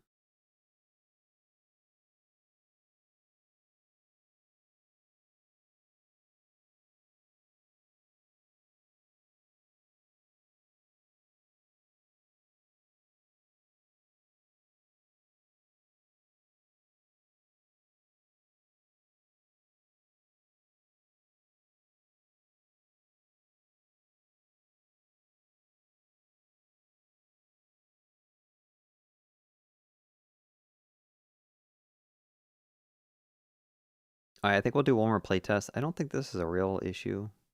Create client, no extension found for type static.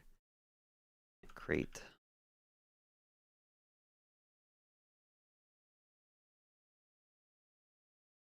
Curious why that's causing an issue.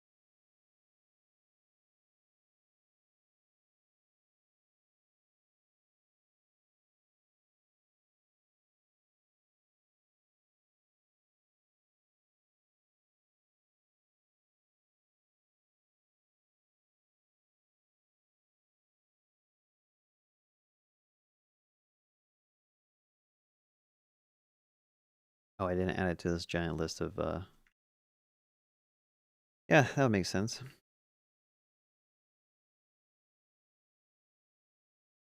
All right, we're gonna do one more playtest together if you guys are still watching. I'll probably call it.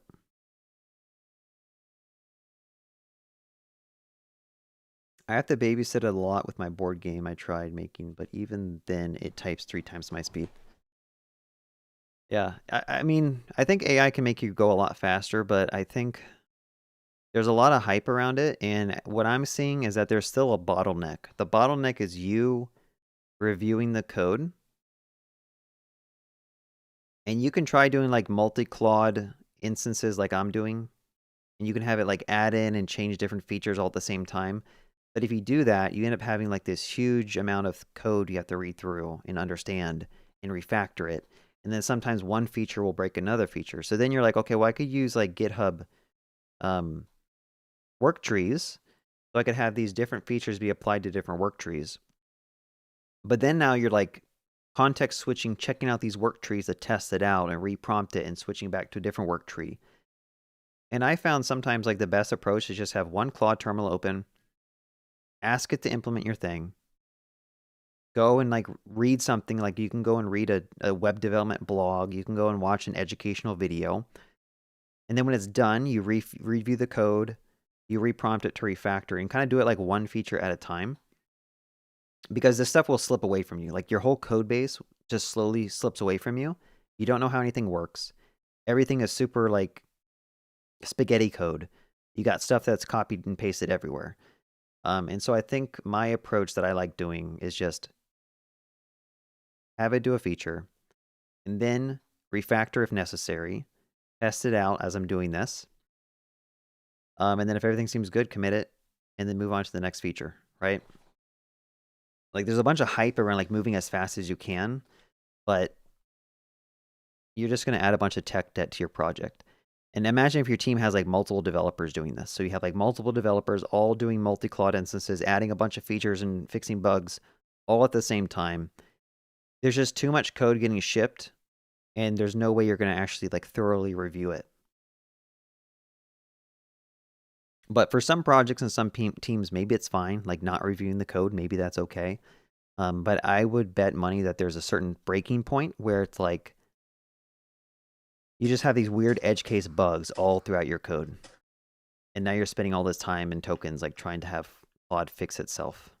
So I think slowing down and just making sure it's done properly from the get-go is probably a good approach. All right, I think everything should be deployed out. I'm going to go ahead and join the game, and we can test out this new approach to the things we added in the stream.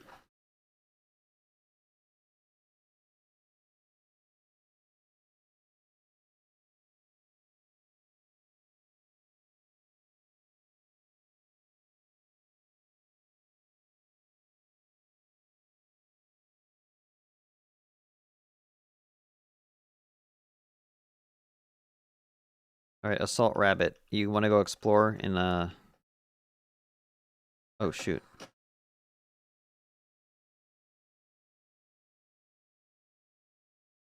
Yeah, maybe firing with space is no longer necessary anymore.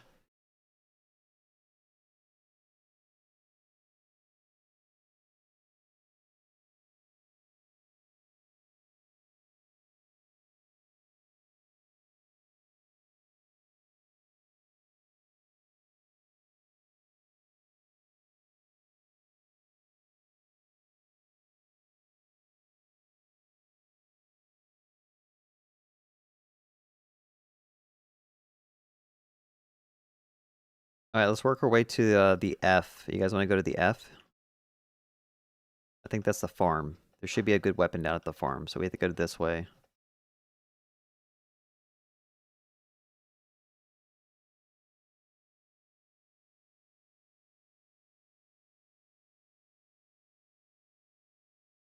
All right, let's see if I can find the shotgun. Gasoline. Oh, there's a crate too.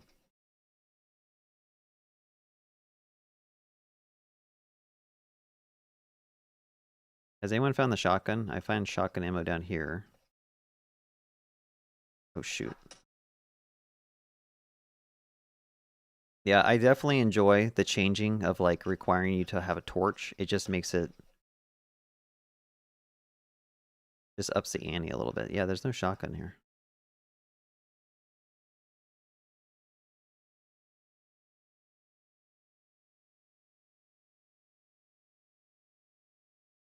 Yeah, one to do I need to add is, like, play a sound when the wave starts. Play a sound like a... play a sound when the wave starts.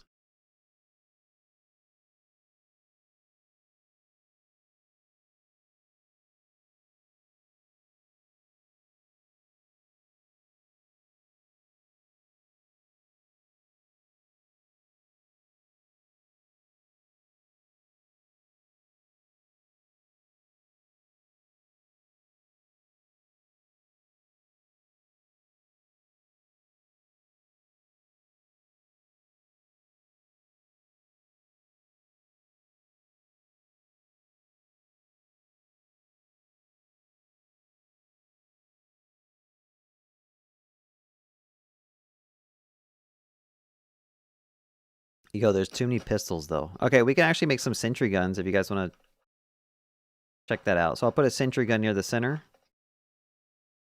I need to get a better sprite for it, because like right now it doesn't look too good.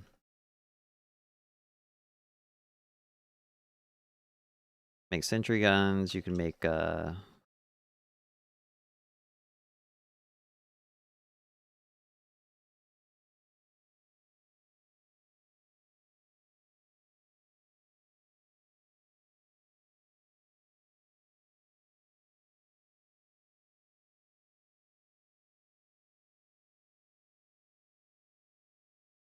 I need pistol ammo and cloth.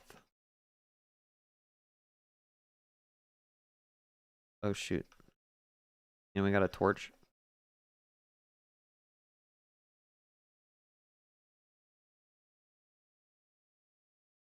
I'm gonna go back to base. The wave starts soon.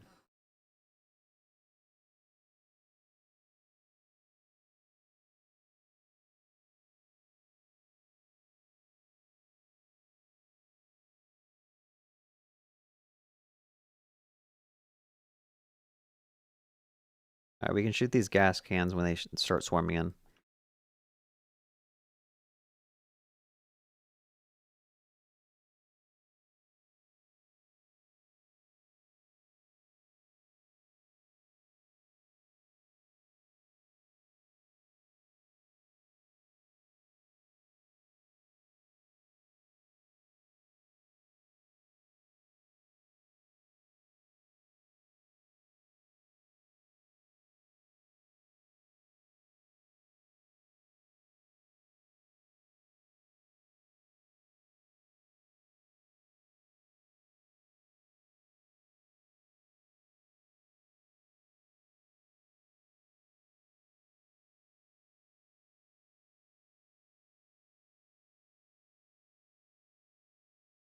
Sometimes I can't pick up torches.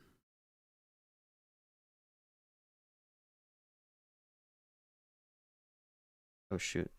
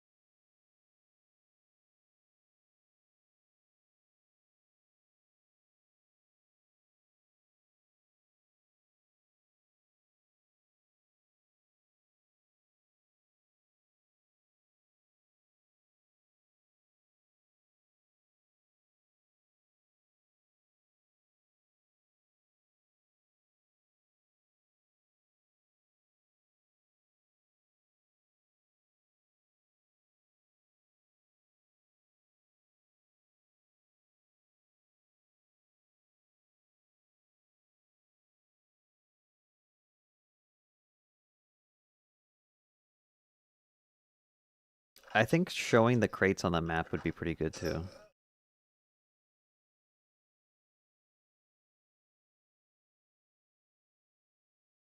Yeah, let me put a list. Display crates on minimap and map.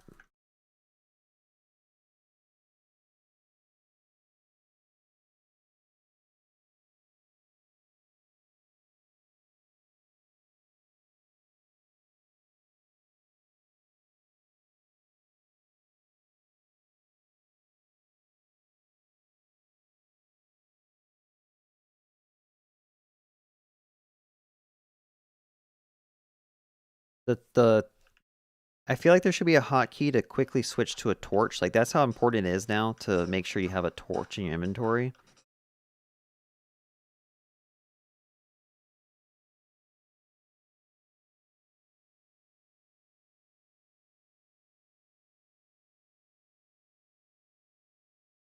No.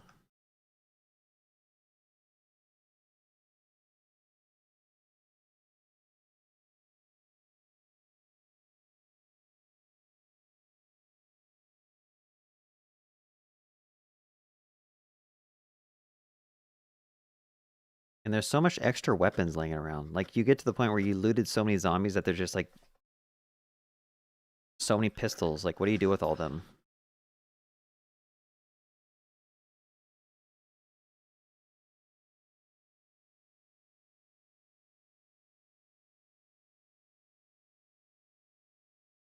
Okay, the grenade doesn't go with the crosshair. Grenade needs to fire at crosshair-like weapons.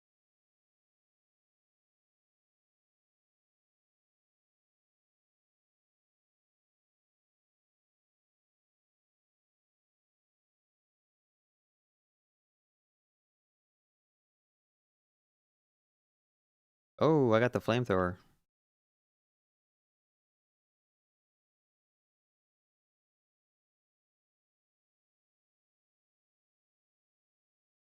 Can I loot?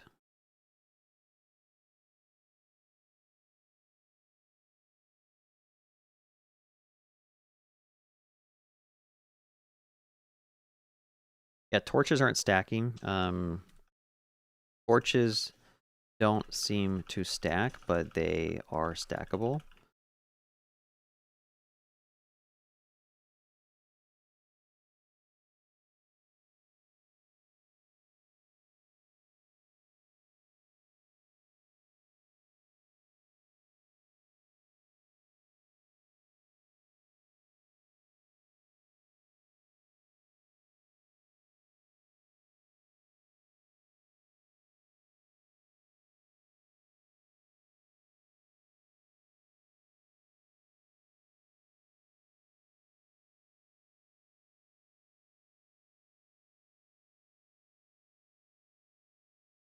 Oh.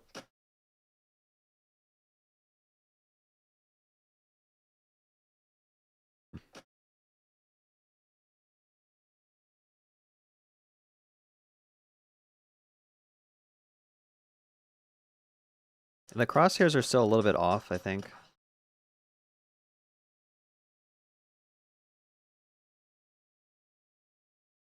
The zombies are getting stuck on stuff.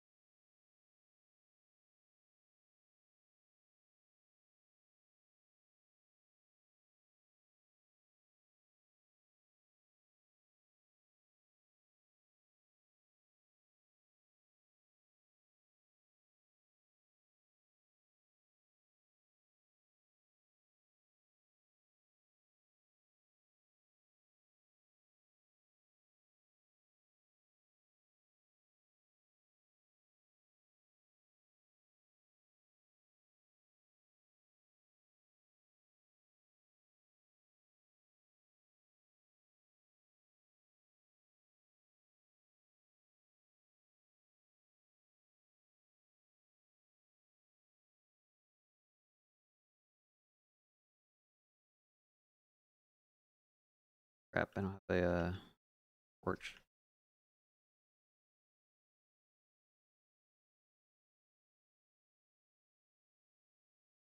Oh, I died. Okay, I'm actually pretty happy with where we're at right now. I mean, the game still has a lot more work to do, but I think the mechanics are becoming more clear in my head.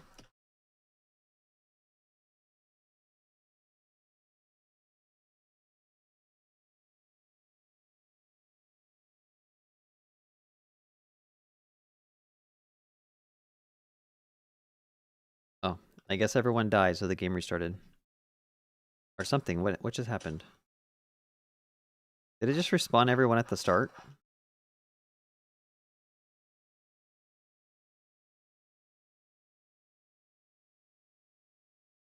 That was weird.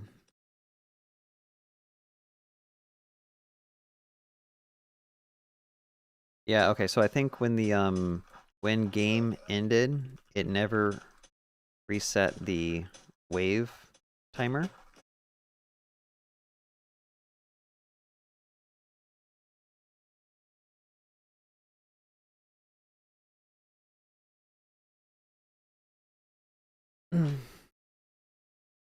Still need to fix the lag a little bit. I don't know if the server just needs to have some better performance tuning or tweaks.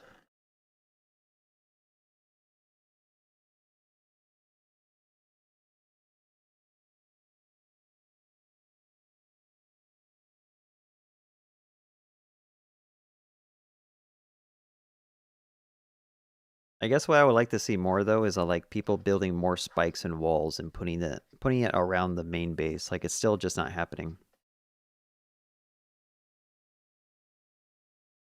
So I gotta find a way to like make crafting easier maybe?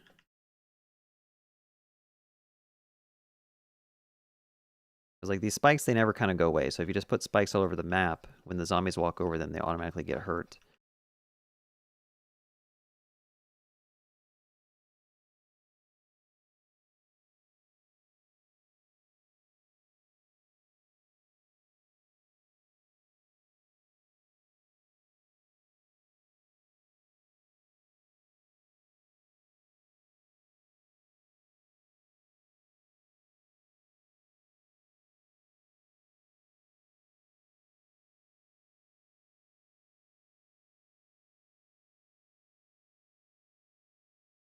Cool. Go ahead and just end that game.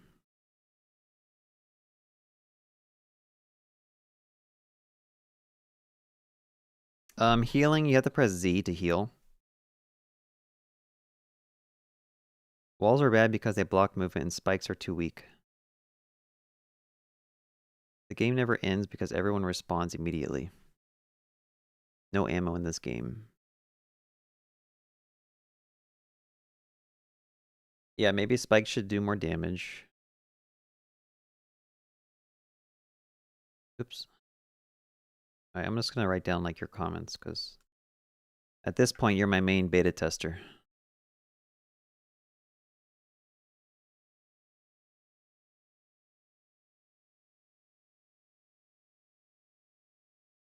No ammo in this game. Yeah, I guess respawning.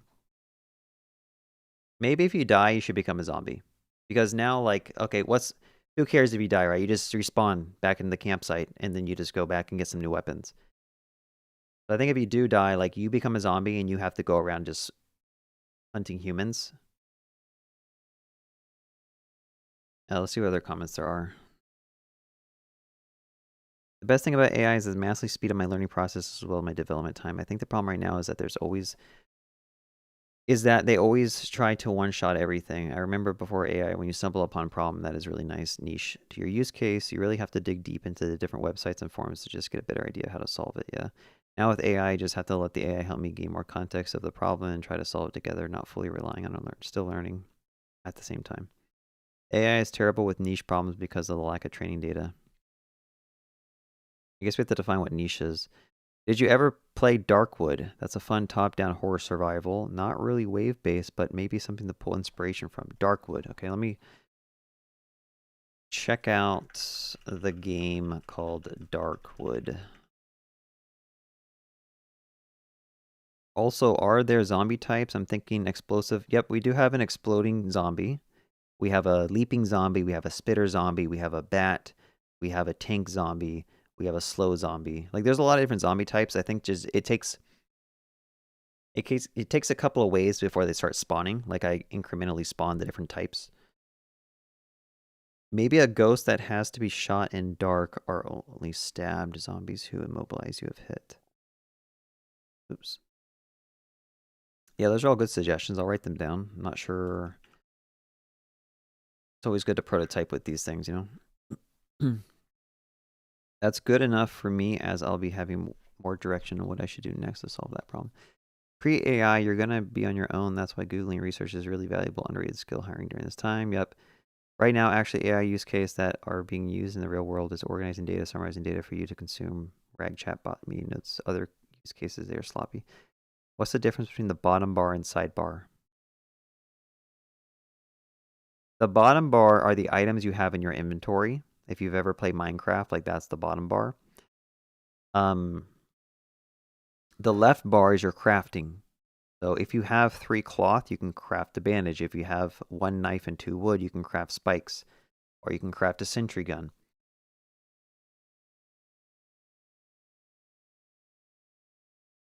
Darkwood is similar to the previous mechanic with day and night cycles. No ammo in this game. Yeah, it's kind of hard to get ammo.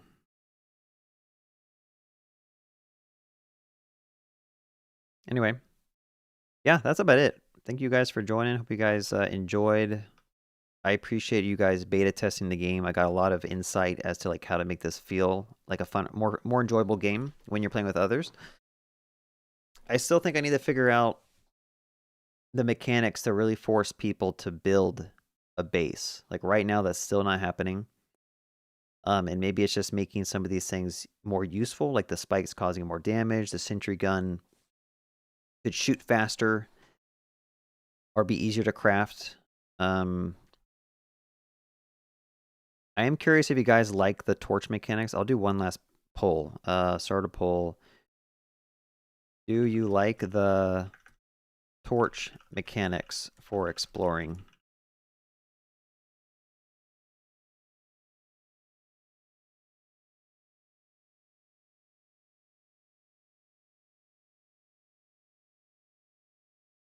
And by this, I mean like you can't run into the darkness, right? You have to either be holding a torch or you have to place them down.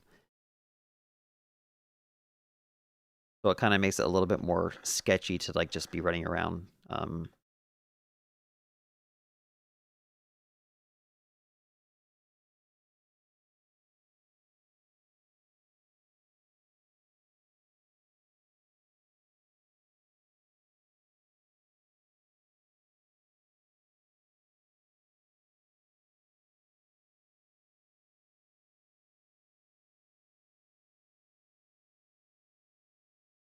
Maybe I'll make the spikes do like 2 damage or something.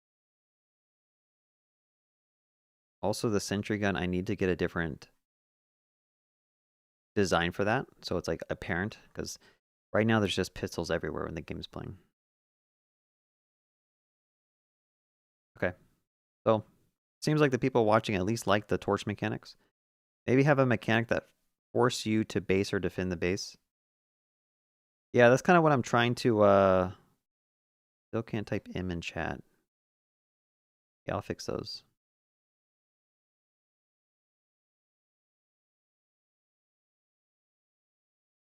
Yeah, the only thing I think of is just having something in base that you have to defend, and the zombies will come and attack it, and if it gets destroyed, you lose the game. That's the only thing I can think of like forcing people now, because even the lighting, I thought it would be enough to like force people to like, okay, now we got to actually like build, but really just keep building torches, and then they keep on exploring, and never really like.